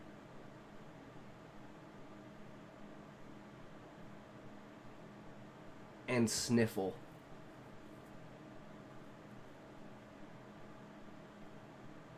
Vinland Saga S2 is a real tearjerker. I still haven't seen it because I just don't have time. Honestly, it's some fanfics that are the best emotionally. I don't have time. I literally don't have time. I have to watch Season 3 of Invincible. I have to watch Vinland Saga. I have to watch Dr. Stone. I have to watch Fairy Tail. I have to watch Delicious in Dungeon. There's like 4 or 5 other anime I have to watch too. Plus I have to watch Season 2 of The Silo. I have to watch the new season of Black Mirror, and there's another one I have to watch too. Dungeon Meshi is also goated, but it's not so much a tearjerker. One sec, I'm gonna see if I can grab a quote off a fanfic that really hit me hard recently.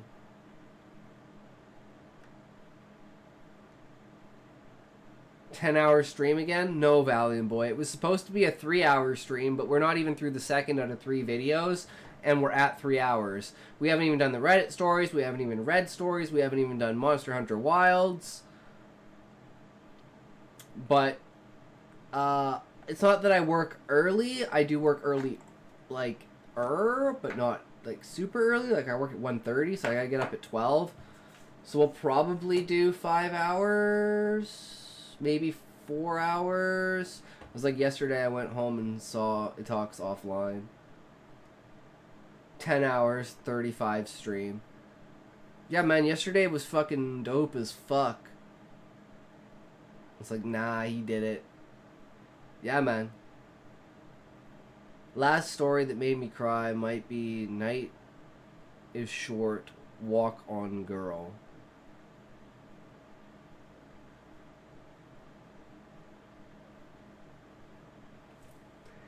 Take care, health before everything. That's why we didn't do the 10-hour stream. We only did an 8.5-hour stream on Wednesday because I had already, it was pushing like being a 24-hour day. It's an anime movie rom-com hype type deal. Interesting.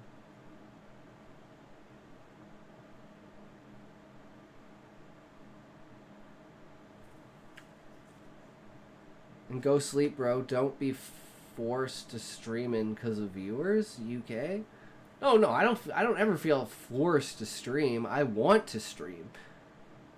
But around the 5-hour mark is probably when I should end if I want to get some sleep. A lot of people do that. That's why I'm talking about that. Yeah, I know. I don't ever force myself to stream. I just really like streaming.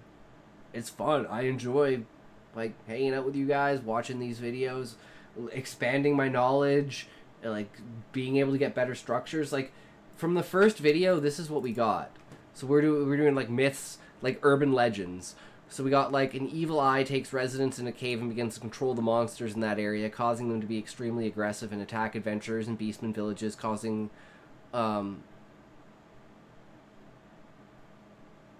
origins are a quest posted some 100 years ago. I guess trouble. I don't know why I didn't finish that. Origin octopi. Pacifist during the Beastman Wars goes to meet Beastmen and tries to converse with them. Winds up on their side, flying on a dragon after the fall of the moon. So there's a Beastman mythos about an octopi turning to their side during the war and giving them information. And then this turns into like there's a higher sect level of. I only force myself to stream if I didn't stream yesterday. I don't build habits, so it has to be this, or I'll just drop streaming entirely. That's why I try to stream every day, at least 3 hours. Because I'm exactly like that too. I'll just stop. And it's like, I don't want to. So, and Valiant Boy, you should start streaming too, then we can all be streamers. We can all be streamers together. But yeah, this is where this octopi set up like the advanced, like, you know, there's like high elves, right? So they're like the high beastmen, and they're like 10 of each species that are like higher level intelligence. I haven't streamed in months because I never got any views. Don't worry about views. Views aren't important. What's like, I spent the first 6 months of streaming just getting comfortable with streaming and getting comfortable with like continuously talking.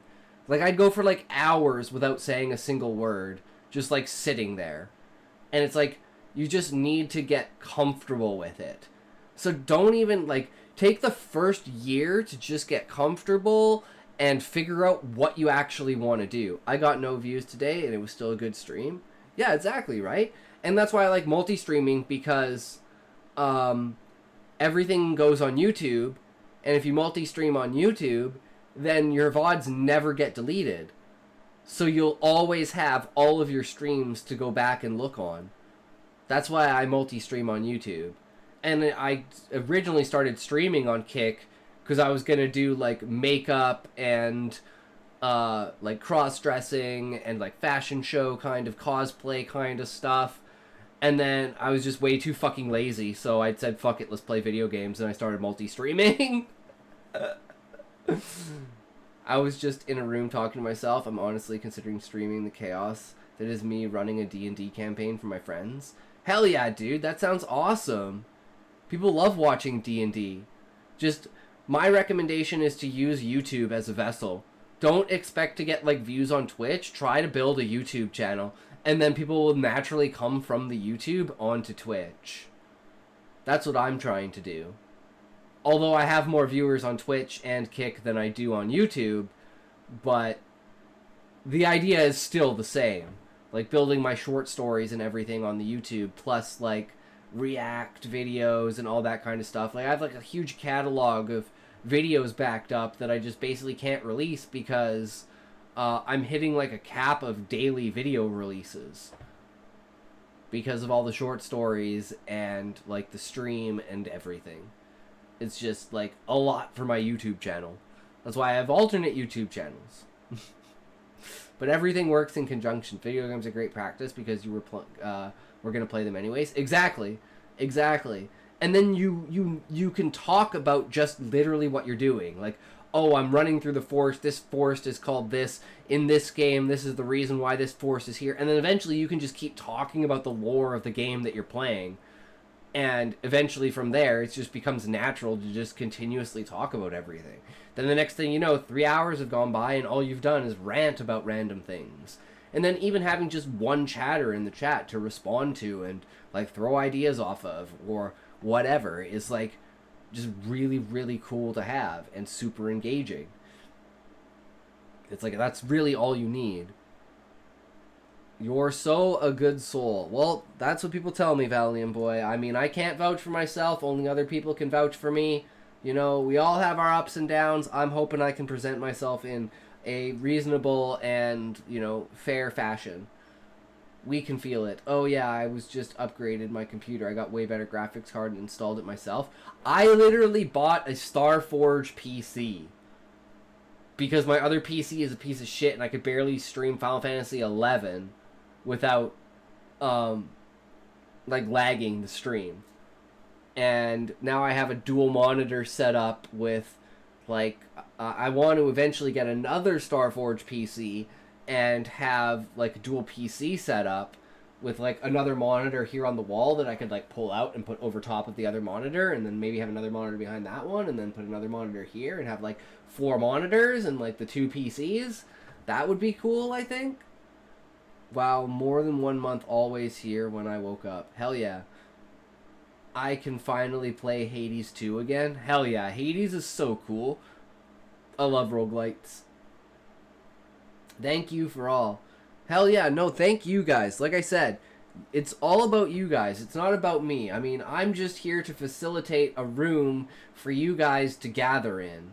And to basically facilitate a aura that everyone can match and vibe with so that everyone feels inclusive. I would give you if really I was rich, I would give you 5,000 subs and buy Job. He's aura maxing? I mean, if you have a naturally high aura, then, you know, let's see. Does my power level feel like I'm holding back? Am I truly showing you guys my true power level? One day, you can live by your content. I mean, yeah, sure, hopefully, but I don't trust content like that. Unless, like, I have, like, $1 million, right? I wouldn't really trust the content like that, because having an actual job is stability, right? And you could, like, get banned for some reason. You could just fall off. I mean... Oh, there we go, Eggy Mayo. Welcome, welcome. Yeah, but then I have to write the book, right? That's the biggest problem right now, is actually writing the book. So, that's what the short stories are for. But, you know, eventually, all can stop, like, tomorrow when you're streaming. Yeah, and it's like, it's not that I don't enjoy my job. I mean, I make minimum wage, but it's like, I like the people I work with. I like being able to get out of the house and interact with people. It's not like I have to technically have my job. Like, I didn't have a job for like 8 years because of my seizures, because my parents didn't want me to have a job because they didn't want me to have more seizures. And then when I stopped having seizures, it was like, okay, I decided to go back to work, even though they didn't want me to. I think you'd be good at living within your means if you actually made it big. Oh yeah, I'm not fancy in any fucking way, right? Like it's completely fine and easy, right? It's just wanting to have the stability and not relying on it and making it a part where it's like you're putting stress on yourself because of the stream. The stream is a hobby. It's my relaxation part of the day. It's me just chilling, right? So having it feel like it's my actual income and it's my actual job, I think, is how people actually ruin their streaming careers. Because, like, they have, like, that good vibe going and everything, and then all of a sudden it's like, they're like, okay, well, maybe I'm making enough money, and then, you know, they quit their job, and then their stream falls off, and then they're begging, basically. And then it's like, everyone's like, oh, they showed their true colors and all that. And it's like we were talking about earlier about with villains and stuff like that, and it's like, I can absolutely see myself becoming that kind of person. If I did that. And then being, like, turning into the thing that I, like, despise the most. Like that guy who came in the other day who was like, here's my YouTube channel. Why aren't you going to my YouTube channel? Subscribe to my YouTube channel. Guys, please go to my YouTube channel. Here's my YouTube channel. I'm going to be a dink soon, so I'd probably be able to do part-time job and lots of streaming. You can definitely see the transition from enjoyment to grinding when people make it the sole source of entertainment and income. If your profession becomes your personality, you've lost the point. Yeah, exactly, right? And I mean, we do writing here, but that's not all we do, and that's not what all I am, right? We do a lot of other things, and it's like, it's really nice to have chance to live by your passion and job too. It's the paradise. You feel me? Yeah, I feel you. But that's like, you know, if the YouTube ever, like, the thing I hate the most is in 2016 I started my original YouTube channel. And what I wanted to do was AMVs, because there are no good AMVs.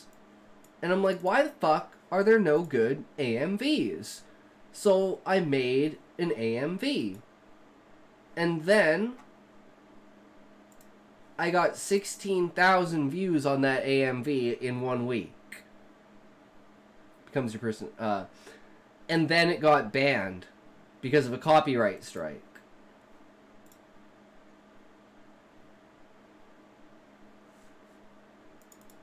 And then I realized why there's no good AMVs.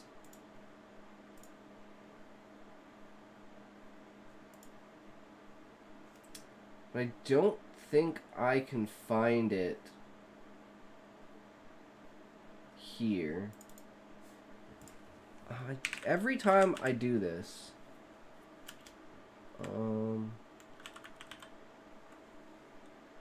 yeah, I don't have it. But anyways, abolish copyright gang. Yeah, but I was like, it wasn't even like, and I even put like all the disclaimers on it, like, this is not monetized, I'm not making money from this, this is completely fan made, like, here's the song and credits to the song, here's the anime, credits to the anime, this is 100% fan fiction, you know, like, basically trying to do everything I could to not get DMCA'd, and then I was like, well, there's really no point.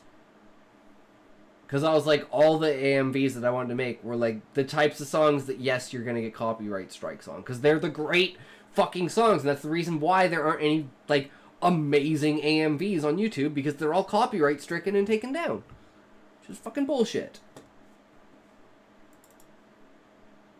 But anyways, yeah, the idea of, like, different lores and stuff like that coming together in a smaller scope. We can all be something. Exactly. And well, it's not even that we can all be something. We all are something. You just have to find the people that resonate with the something that you are. And the internet just gives us the ability to do that on a much wider scope, right? So it's just easier to find those kinds of people that you resonate with. and the people that have the same kind of ideas as you, are on the same intellectual level as you, can perceive the world from the different points of view that you could point out, and not have, like, a feeling of abolishment, where it's like, this person presents views that are counter to my reality, so thus, in order to preserve my reality, I have to push against this. Because there's always going to be those people. So the easiest way to do about it is just to engage with those people and ask them to look at themselves, where they stand on their perspective, and to try and maybe look at a neutral view of it. And it is very hard for people to do that, and it's understandable. So then you just leave it up to them to be able to do it. If they can do it, they can. If they can't, they can't. And don't blame them because they can't. Because I guarantee there are things that you have that other people would consider exactly the same and try to change your opinion of it in the exact same way. And maybe even factually, they might be right. Because everyone has those things. So being able to look at yourself, know that you have those things, look at someone that you can tell the difference, because you're a part of a group, let's say, that's understands that. So you could look at the person and say, well, you believe this, but these are the actual facts, and I could walk you through them if you really wanted to truly understand it. Yeah, I mean, like, you're the main character of yourself, and your choices and decisions on your life depends only about you. You're the only one who knows what's best for you, because you're the only one who's living your life. Selfishness is actually a very important part of life. 15 March, bro. I forgot to say it. Oh. On year sober of alcohol. Hell yeah. Rand pilled?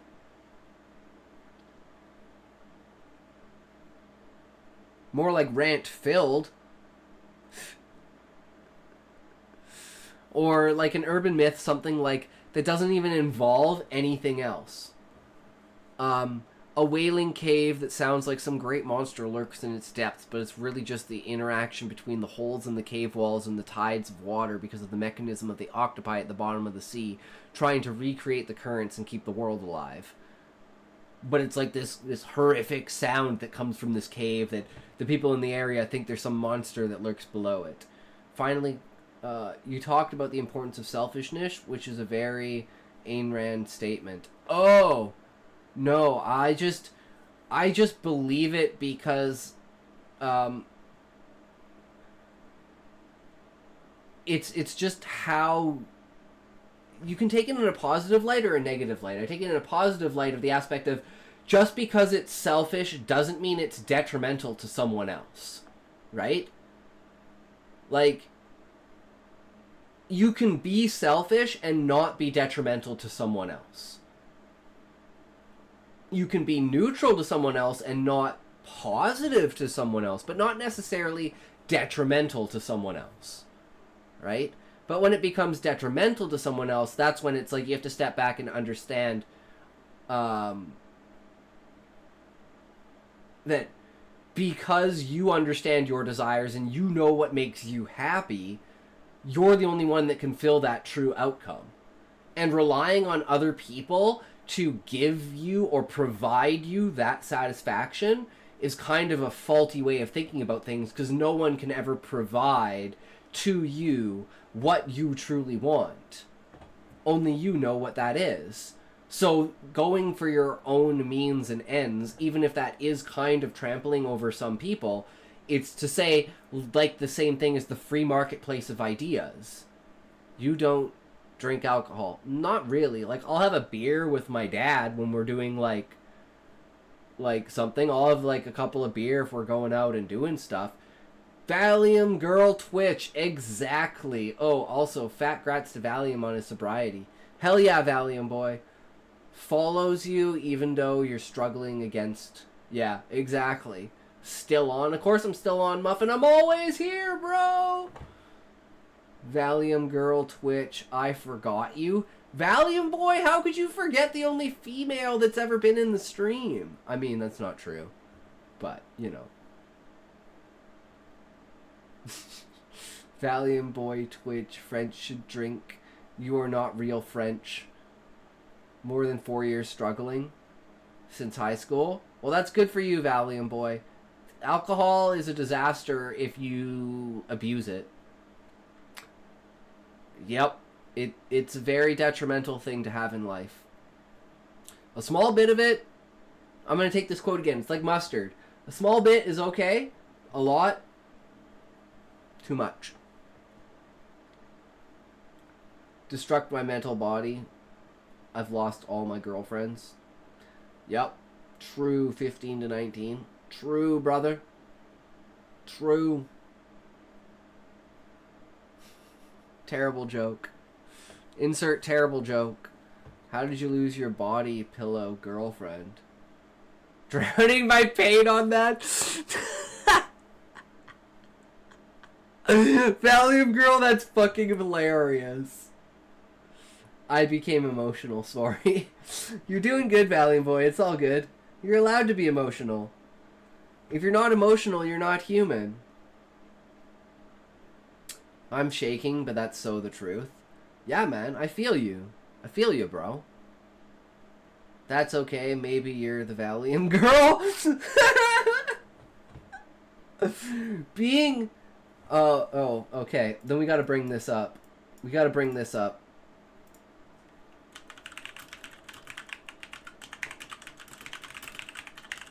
I think this is it.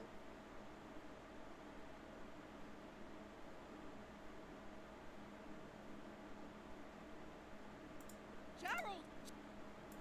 Yeah, this is it. Gerald, get down here! Here I come!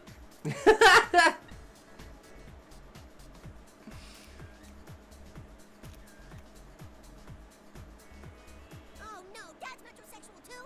Kyle, you look terrible! The boys at school beat him up, Gerald. Oh, really? Well, don't you worry, Kyle. We can cover that black eye up with some cream base, and the coat and pants will bleach with an acid wash for a fun vintage look. Ah! Just leave me alone!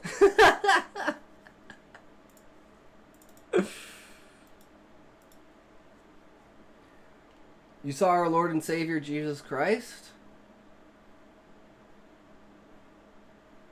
I was on hospital psychiatric at 17 because of that shit, and I saw the truth. And since that, I feel like this was like decades. Brutal, bro. Well, I'm proud of you, Valium boy, that you're here. You're up and at her. You've got the spirit, and you're persevering. That's all that matters. Perseverance of the soul is powerful. There is no... truth is objective. Or is truth subjective? There are some truths that are objective, but most truths of the world are subjective. But foundational truths, such as math exists, are purely objective. But... most 99.9% is subjective based upon your perspective of the world. And some people can even make math subjective. But I think out of all of them, I think math has the most potential for being the single most objective idea. Is the claim most truths are objectively true? But I don't think most truths are objective. I think most truths are subjective.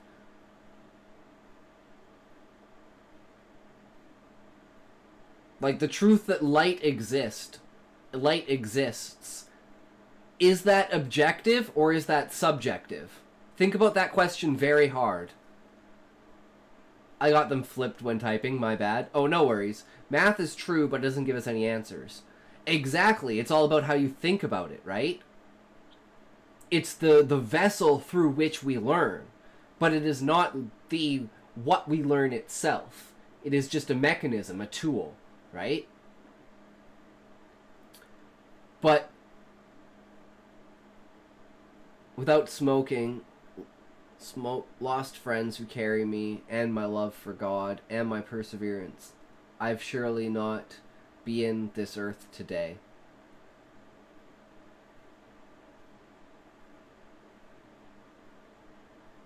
Well, Speaking of that's so accurate, and I talk to all my friends, people, etc. Yeah. I don't think the premise subjective truth exists is particularly coherent. All truths are subjectively understood, but they're only actually true if they're objectively true. Yes. But think about how many things that people think are true, like on a scale of ideas, of things that are like fundamentally true about the world, like science, math, and like light, for instance, and then think of all the people and all the consciousness of everything that has some sort of truth to their own personality and existence. And then think of the scale that that is, right? And it's like, you got this tiny handful of things that are fundamental truths, whereas there's all of these things that people actually, like, believe that are subjective truths about the world. Like, God, how gravity works, you know, how anything works, basically. How consciousness works, our brains work, stuff like that. How we interact with the world. I'm just listening and pondering. That's what this stream is all about on Natural Disaster, is I want to take people's thought level to the next level and elevate their thought process to have them in the state of intoxication, which is when all the world falls away and it's just you and your thoughts and you sitting there talking or thinking about whatever it is, and just it's literally nothing else. Really I saw and on there heard good? things that's unforgettable. You missed my funny.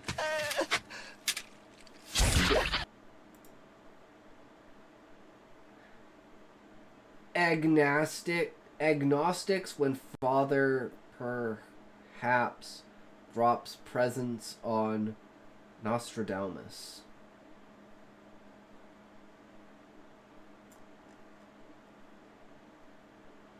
Agnostics when Father perhaps drops presents on Nostradamus. I don't know, that went over my head. Was like all these depressed guys, but I trust and wanted to help myself. Yeah. My old group of friends, man, that was pretty much them. Saw the 0 to 1% light. Yeah. And took my chance. Hell yeah. Anyways, I gotta go through in some food. I will be right back. You guys, do what you gotta do. Go crazy, you know?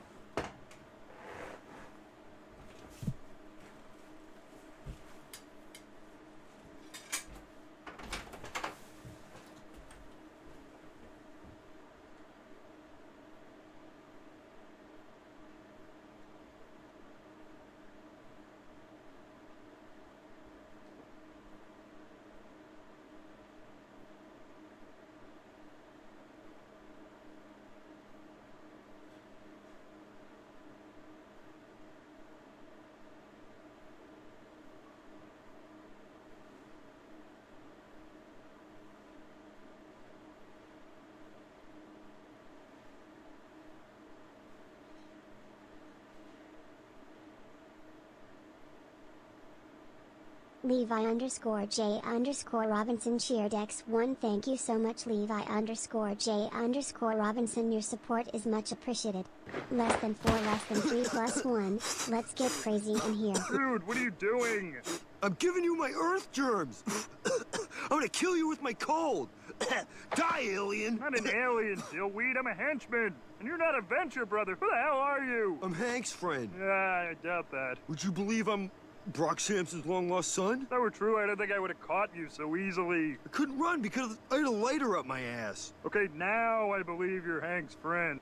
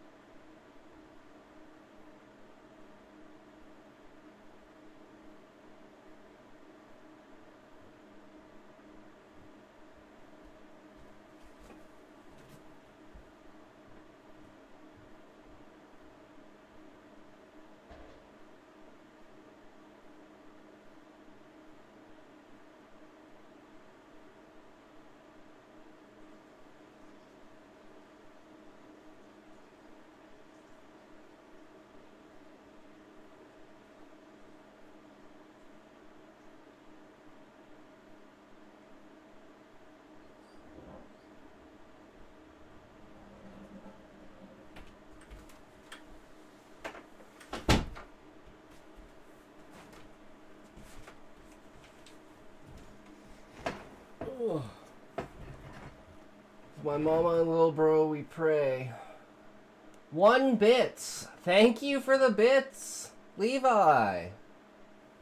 Live and let people live, and accept yourself and accept the apology by all guys who hurting you. By the way, my position is that objective truth exists, but we don't have direct access to reality, so we can never know what's actually true. Exactly. Well, I mean, quantum mechanics pretty much shows us that, like, the only thing that's true is what we believe is true. And that can be, like, hard programmed into you, like reality, but it can also be, like, hard programmed out of you, right? Books like... Because humans believe just what they see. Yep. The Handmaid's Tale, a story I have increasingly come to adore. The Handmaid's Tale 2 being a story which recognizes the simple power of words, Offred being given the opportunity to play Scrabble in a dystopia where women are not even allowed to read. But as the funeralist watches these stories die, as she watches thousands of them go up in flames, she loses her childish admiration for humanity, even coming to hate us for a small eternity. Because from there, she watches empires rise and fall. She watches humanity spread out into the stars, colonize new planets. She sees the beauty and horror of how we tell and let our stories go. Because we're sacred by all that we don't see. Scared? We're scared because we're scared by all that we don't see. Bro, what the heck is that English? I don't English well, swell, She so learns how we use don't words to obscure and elevate our meaning. It's not a school, it's critical military infrastructure. A lesson you might have learned from Orwell's 1984. Of course, you'll know that the most fascinating part of 1984 isn't in the main body of the text. It's in the appendix essay at the end, The Principles of Newspeak. It's pseudoscientific, but it too speaks to the power of storytelling, of language itself, how we use it to shape our world, our frame of reference, because that is where their power lies. They make the difficult palatable, the complex relatable, the profound obvious, and they can also make the wrong appear right. Ignorance is strength, I suppose. But our funeralist marches on. She does her duty, she loves these stories, she lays them to rest, and she wisens up. She learns how and why we tell stories, until one day Earth is just a bunch of ruins like the ones I'm standing in right now. Until she's called out to some distant, forgotten moon where the last humans, if they could be called that anymore, having evolved and adapted themselves, are living out their last days in a cave, drawing stories on stone and metal in the walls. Not unlike the library she first encountered. And she watches this final chapter play out. She sees them fade, one by one, until the last of them, a mother who has watched all of her children die before her, dies too. And the funeralist is tasked with laying their stories they scrawled on the walls to rest. And she finds this a sad thing. For all she hated humanity all these years, with them died this incredible ability to tell stories, to find meaning everywhere we look. She does not love and admire humanity as she once did, but she does respect them. And she says, "A part of a person dies with every page, but few had so much of a person as that one." Because it's not just that stories like Bridge to Terabithia are transformative for us, but that our stories are some of the only things which will survive beyond us. The ones we write, the ones we share, the ones we change, how they're told through us. They're a lineage we pass down and inherit, that we read to our children, that we reinterpret every generation. Stories carry pieces of people with them. There is the sense of not 1,000 stories by 1,000 authors, but a single story. And each of us have our exits and our entrances, and one man in his time plays many parts. Which is why, arguably, like I said, every story has been written, just not yours. The most important part of this story, like Orwell's, is not in the main body of text. It's in the annotations. Throughout the story, there are footnotes from an unknown scholar. They comment on the poetic structure, the meaning, whether something is literal or metaphorical, turning the funeralist. It doesn't work, Valiant Boy. Document It's within broken. its own world. And as you read these annotations, you realize this is a story which has survived the collapse of this universe into the. Well, look, I was like, Does Stream Elements have chat levels like Botrix? Yes, Stream Elements offers a chat bot with user levels similar to Botrix, allowing you to assign different permissions and commands to various user groups like everyone, moderator. See, that's not what I want. I want Sorry, I delete my bot job. I am not her slave. Fuck you.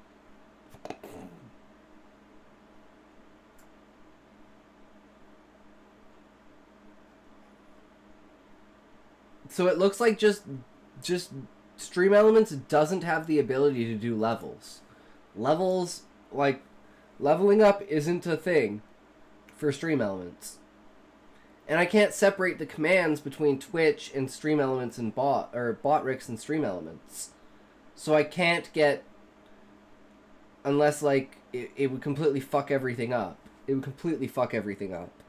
So unfortunately, that's just how it is. The next. And these are people examining the only surviving remnants of humanity, a story. The Funeralist is a love letter to these stories which change us, the ones which hit at something so deep in our core we may not even know what it is. That We will push us laugh to a see little the world bit. differently, more honestly, more clearly, that we see it with awe and wonder and horror and dread, and we cannot walk away from it the same person. And I wrote it as part of my short story collection, a catalog. Arigato, Valiant Boy-san. Nihongo hanashimasu. ストリームが好きですか?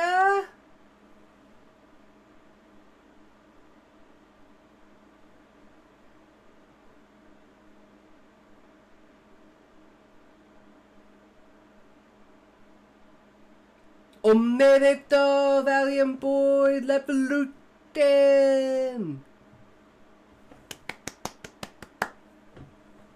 おめでとう私は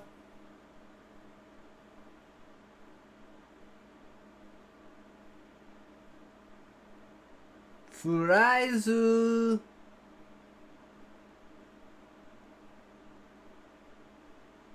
を食べています。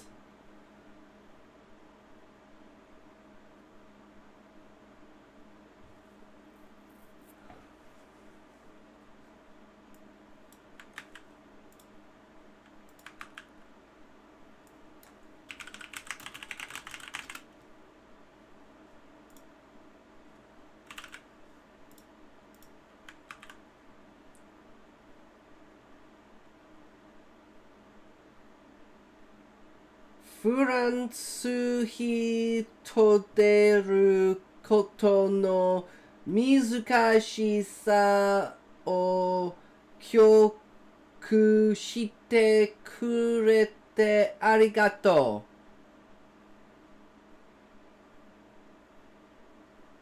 はい、リヴァイさん。私は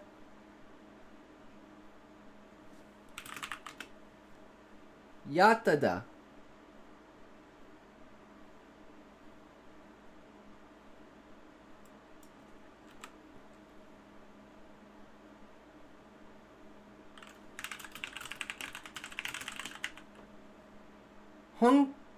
Arigato, Mr. Roboto. していただけますか?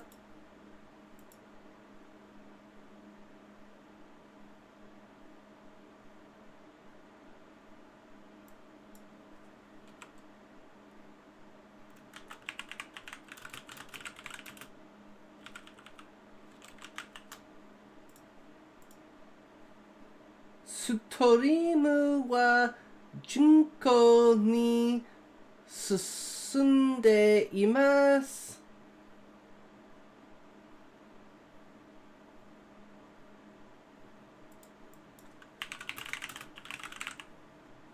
なぜタイムアウトになるのか?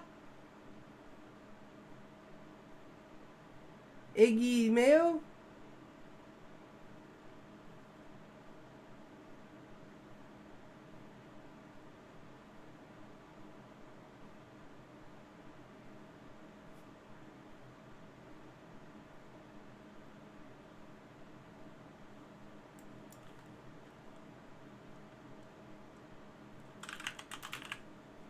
Valium Boy no Daisuki da.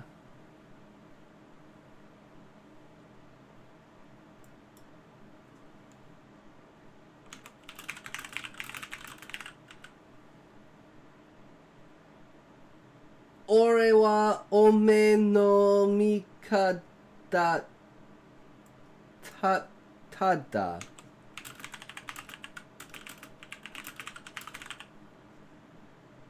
Ima sugu tabe mono oka ni ikana kucha.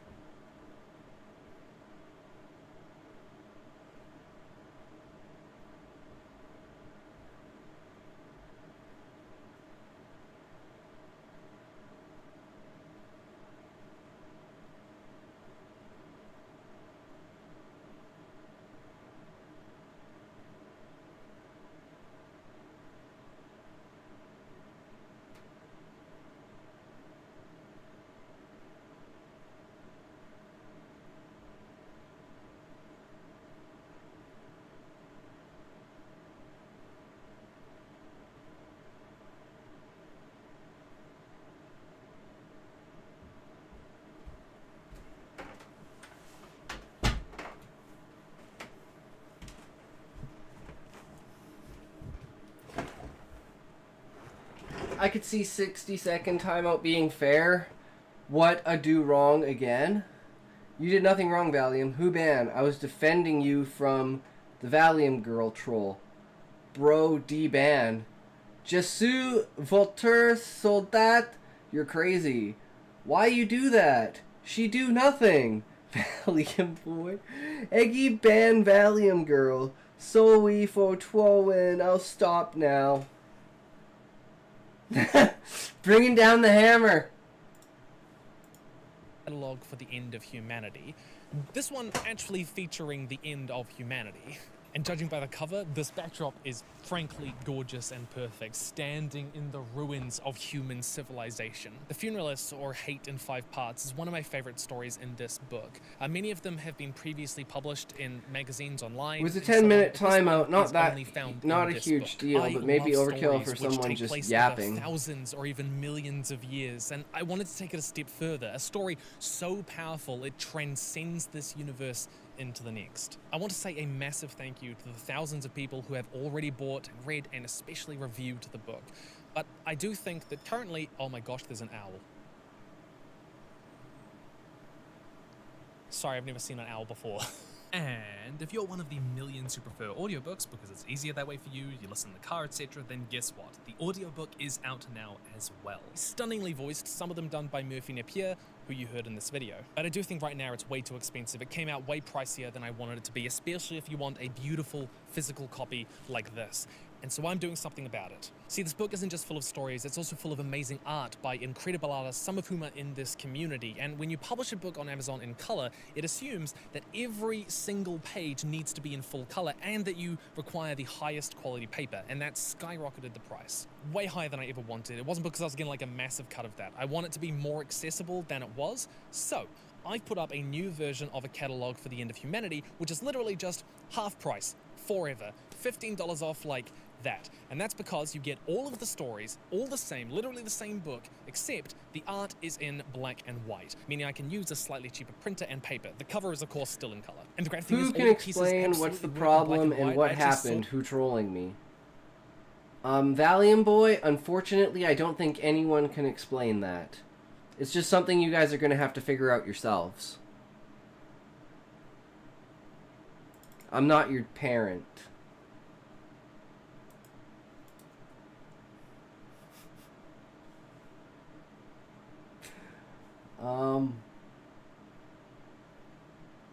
No, I'm trolling.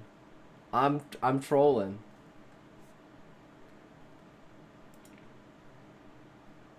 One day you'll understand. Okay, we gotta find something to watch while I eat. What do you guys want to watch?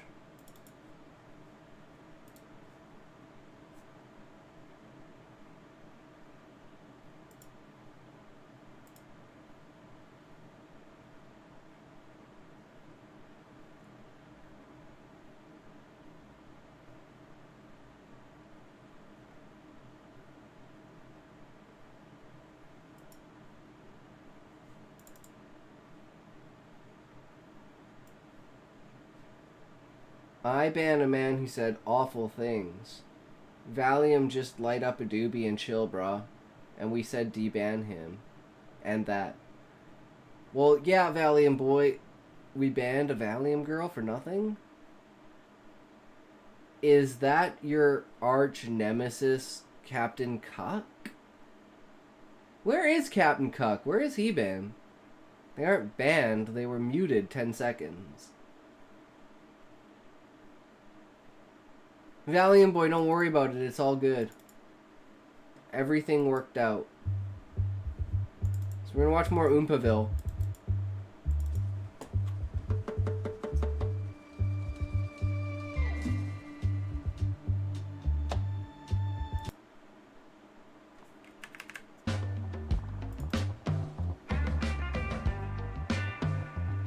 This is Oompaville's new show.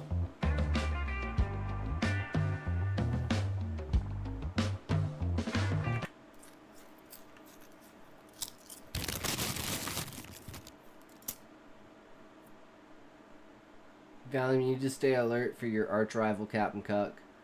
I saw you ban Valium girl, but why? I just didn't answer, dude. Valium boy, he answered you. He said it was because she was trolling you. And it wasn't a ban. Very Eric Andre set.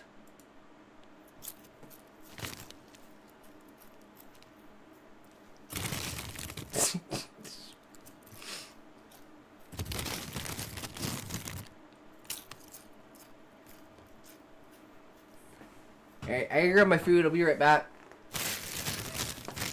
I will saw the fuck you tort. That was stupid. Not worth it at all. Is there chips on my head? It's the battle of the mods. Bring it on, guys. It's the battle of the mods. Today. We have an extremely special guest staring at me right now, waiting in the wings, staring at me right now. We can't tell you who it is. It's an extremely unique guest.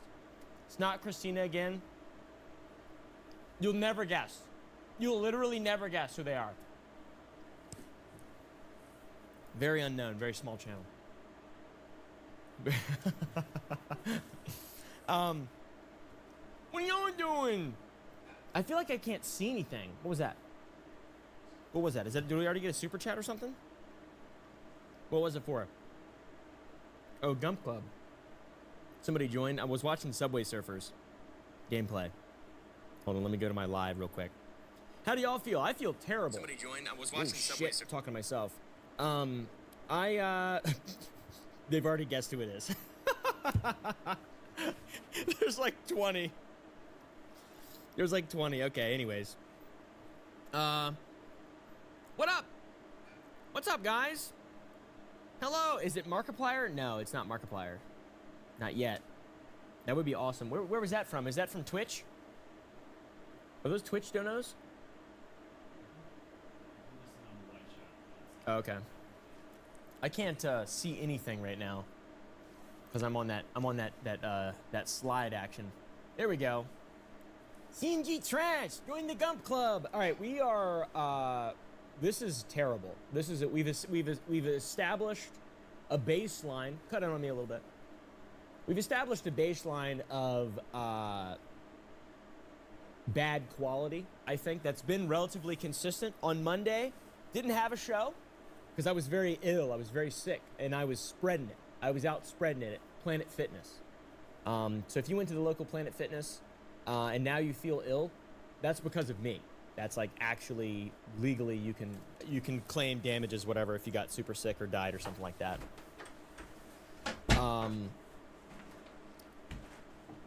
Yeah. So anyways, it's just been terrible. It's really just been a total drag. It's been times have been dark. Times have been tough. You had one job. Fuck. It makes time go by faster, so it's pretty valuable, I think. Valium girl Twitch, you hear? In that sense, really, it's pretty valuable. Ooh, 19%. How are you guys doing? Thank you for the shit. That's on the wrong layer. Hold on. Let's put that up top. There we go. And also drag that over. No, fuck, John, you fucker. You fucker. You fucked it. There we go. Put that over there. Oh wait, no, it's got to be in the bottom right corner because it's got like a little. Anyways, I fucked it too. Damn it! All right. Anyways, thank you for the 5, Chesme Hennessy. I hope this makes it up for not being in Chris' live stream. What happened? Valiant Boy. I can't. It doesn't exist. Streambots doesn't do XP. There's like chewed up chip on my phone. Thank you, Chesme. Thank you, Proto Tour, for joining the Gump Club on Twitch, I think. Can you play the Twitch chat for me, John? Pull it up. I want ginger. I've got some. Is it Papa Meat? That would be epic. Get him to control fire and throw a raccoon. We don't have Papa Meat today, unfortunately. We have a long guest today. Kind of a stretched out one. He's oiled up. Anyways, let's just fucking start this shit so we can get to the part that everybody wants to see, which is the part where I talk to another human being and it isn't just me sitting here acting like a fucking dumbass. All right, we have this thing called the Global Absurdity Report. John, on-screen graphics. Let's activate our new system. Is it not working? It's not working. It doesn't appear to be working somehow. Oh, there it is! Yeah! Woo! Is that loud? It's pretty loud. Is it clipping or anything? Look at this. On-screen graphics. We're not wasting paper. It's not a fucking iPad. It's a real image on the screen for everyone to see. And what is it? If you hadn't heard, an English palace's golden throne was stolen. Fortunately, it wasn't where royalty sat, but rather where they shit.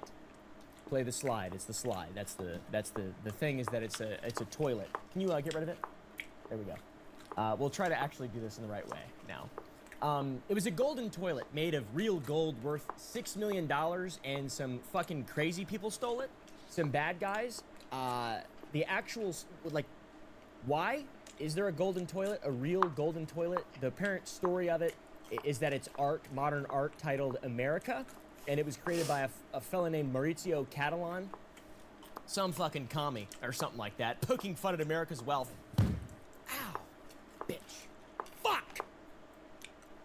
And the blatant, uncontrolled misuse of capital and spending in America. It's a commentary. It's a golden toilet. It's very clever. Do you get it? Supposedly. I have no fucking idea. Also, I have a real-life teleprompter, and it's frozen. Fuck! Hold on. Give me a second here. There we go. Hold on, guys. Give me a second here.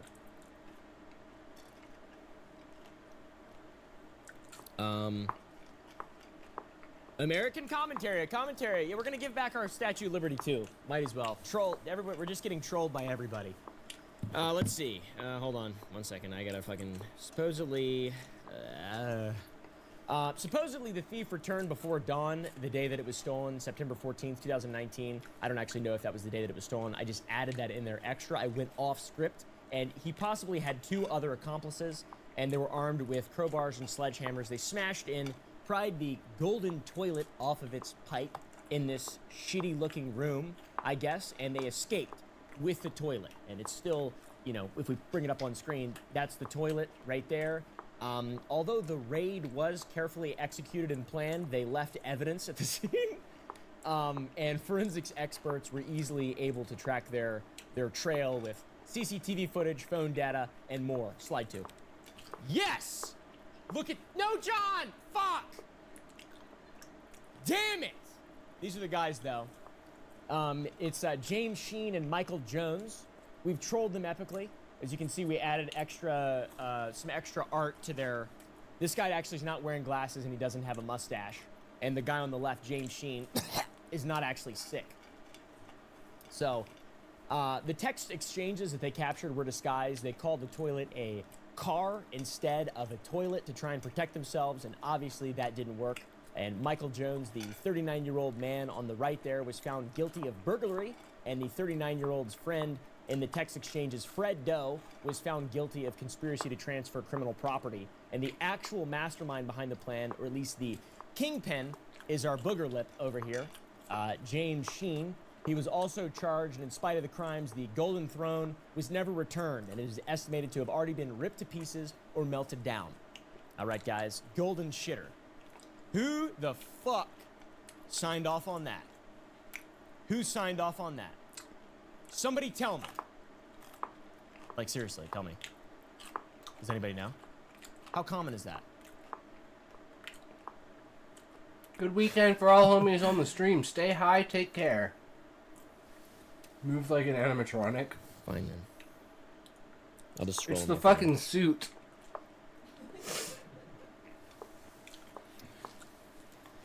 I don't know what the fuck this says. Some kind of auction. All right, get that off screen. What the fuck? Have you heard Donald Trump supposedly released all 80,000 pages of the JFK files, 3,000 some files? I don't know. We talked about it in the last one, showing the full truth on what happened that day. Finally putting all the conspiracy theories to rest, because that's exactly what happened. Nobody's talking about it now. The official story is known. However, a much lesser known part of the history of JFK is the history of the man's undergarments. His panties, basically. We go to slide 3. That's not related, but I'm supposed to go to slide 3. So maybe cut off it. Maybe we'll see what happens here. Supposedly an auction. Supposedly an auction was held for different items, some belonging to the owner of Facebook, Mark Zuckerberg. Him right there, that guy. You got your sub kick the items that I of clothing offered that were to you auctioned expired? during his Tell early me. days on Facebook, and apparently this jacket was a staple of his wardrobe pre-twink death. If he ever was even a twink. He's like a Fuck, I'm not fucking sub on lizard. Twitch. He was a lizard and then he got cool. I don't He fuck, turned into I'm on like Twitch. an anole, one of those lizards you can like put on your ears and stuff, into a bearded dragon, one of the ones that like, you know. Yeah, he started dressing in clothing you can't buy at Ross or TJ or anything like that. That guy over there shops at Ross. Our guest shops at Ross. Yeah, Mark Zuckerberg though, he's pretty cool. I don't fucking know. He looks cool. I don't know if you can just look cool and be cool. I haven't actually listened to anything that he says, but he sounds funny and it makes me want to. I kind of want to like hit him, but I know that he can wrap me up now because he does. I don't know jujitsu my kicks have expired or because I whatever. don't actively He's not like use Jesse kick. Eisenberg in the movie Social Network.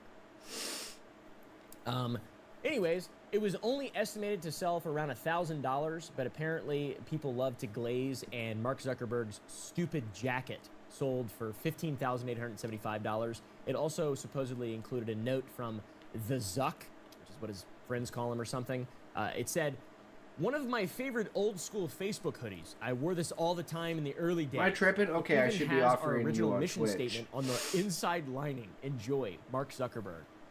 What the fuck was the original mission statement? Let's see chat. I what will chat say thinks the this, original Valiant mission Boy. I statement don't know was about for, Levi, but I got for $2 from sub fuck, marry, on kill?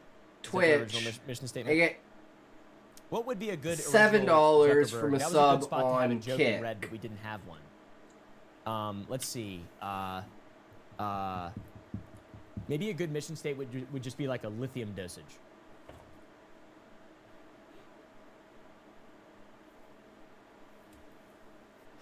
No? What's Bro's chat like, say? I can't don't read. give a fuck that you offer me a sub. I'm on Twitch, asshole.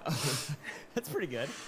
He's pretty just saying he generic, doesn't go on What Kick, are so you he looking doesn't at me for check like it, that? so it You doesn't fucking matter. freak. Just gingered that sumbitch. Take a bite of it and toss it back. Chuck it back. Whoa, we got an athlete. All right. Yeah, let's run through some super chats. Commercial break. Do a little transition real quick. Rob Doherty, thanks for the 10, man. Love it. Dig Your Master Chief. I love that thing too. My darling I got less than girlfriend got it for me for $100. Christmas. Then don't spend your money It's on awesome. us, It is a Valiant Halo Boy. 2 launch item. Save or the whatever money the for fuck, yourself. One of those things where you The can, money's not gonna do anything it was for us. outside It's the gonna games. do a Back lot when for you, gaming was though. fun and tickled the cockles of You my just heart. being tickled my here and cockles. interacting in the chat is way better than you Back in spending the money gaming on was the fun. stream. Trust me. It is really cool. Thank you for the 5 cats, bro. I'm a dumbass. I did a super chat, but didn't If I type a only message. had That's $100, pretty funny. I'd be Thank panicking. You, though, Kaz or cats. Thank you for the 50, Anthony Rugerio. He said how to pronounce his keep name. to and buy past some stream, but I weed. forget. He said no one under 50 here. I'm out of gas. Dude, soon. that is so funny. This is the whole audience was over the age of 50 years old. It's fucking funny. You should be smarter with your money, Valiant boy. Someday I'll times this super chat by 10. Love you, Oompa. Been here since the animated Storytime arc. Have you played Cyberpunk 2077 or DayZ? I played DayZ when it was a mod for Arma 2. I never actually played it when it went standalone. They took too long and they fucking drug their feet! They suck! I'm not a fan of Bohemia Interactive. Anyways, thank you for the super chat. I played a lot of Cyberpunk 2077. Excellent game. Even better with mods. But I think we're going to call it here. Thank you to 8 Becky Evans. Can you shout I'm out to fucking Timothy? tired. I took us way longer to get through it.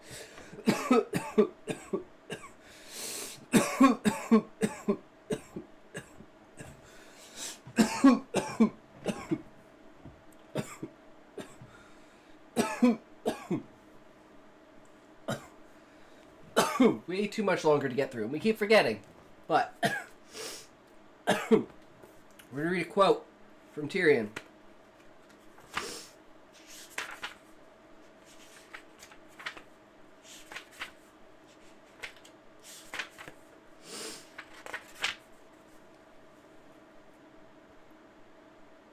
What joy to be a dwarf.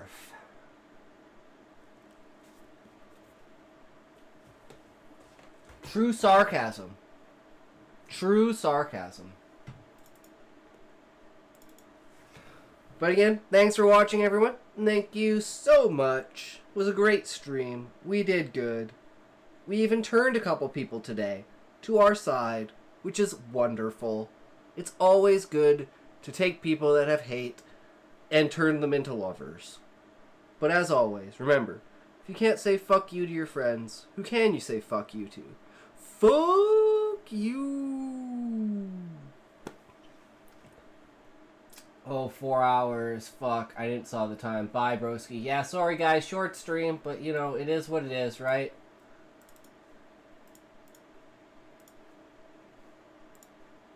Tomorrow, longer stream, question mark? I don't know. I gotta check my schedule. But hey, we'll be here. That's what matters. So let's see who to raid. Who is on? Who's on? Who's up? Who's at her? Where are we going?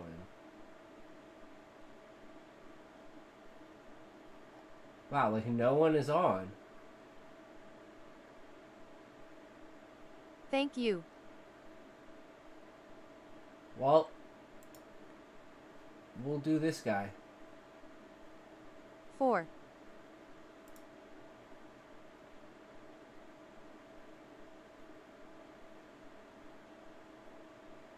Nothing, I am a bot FCKU.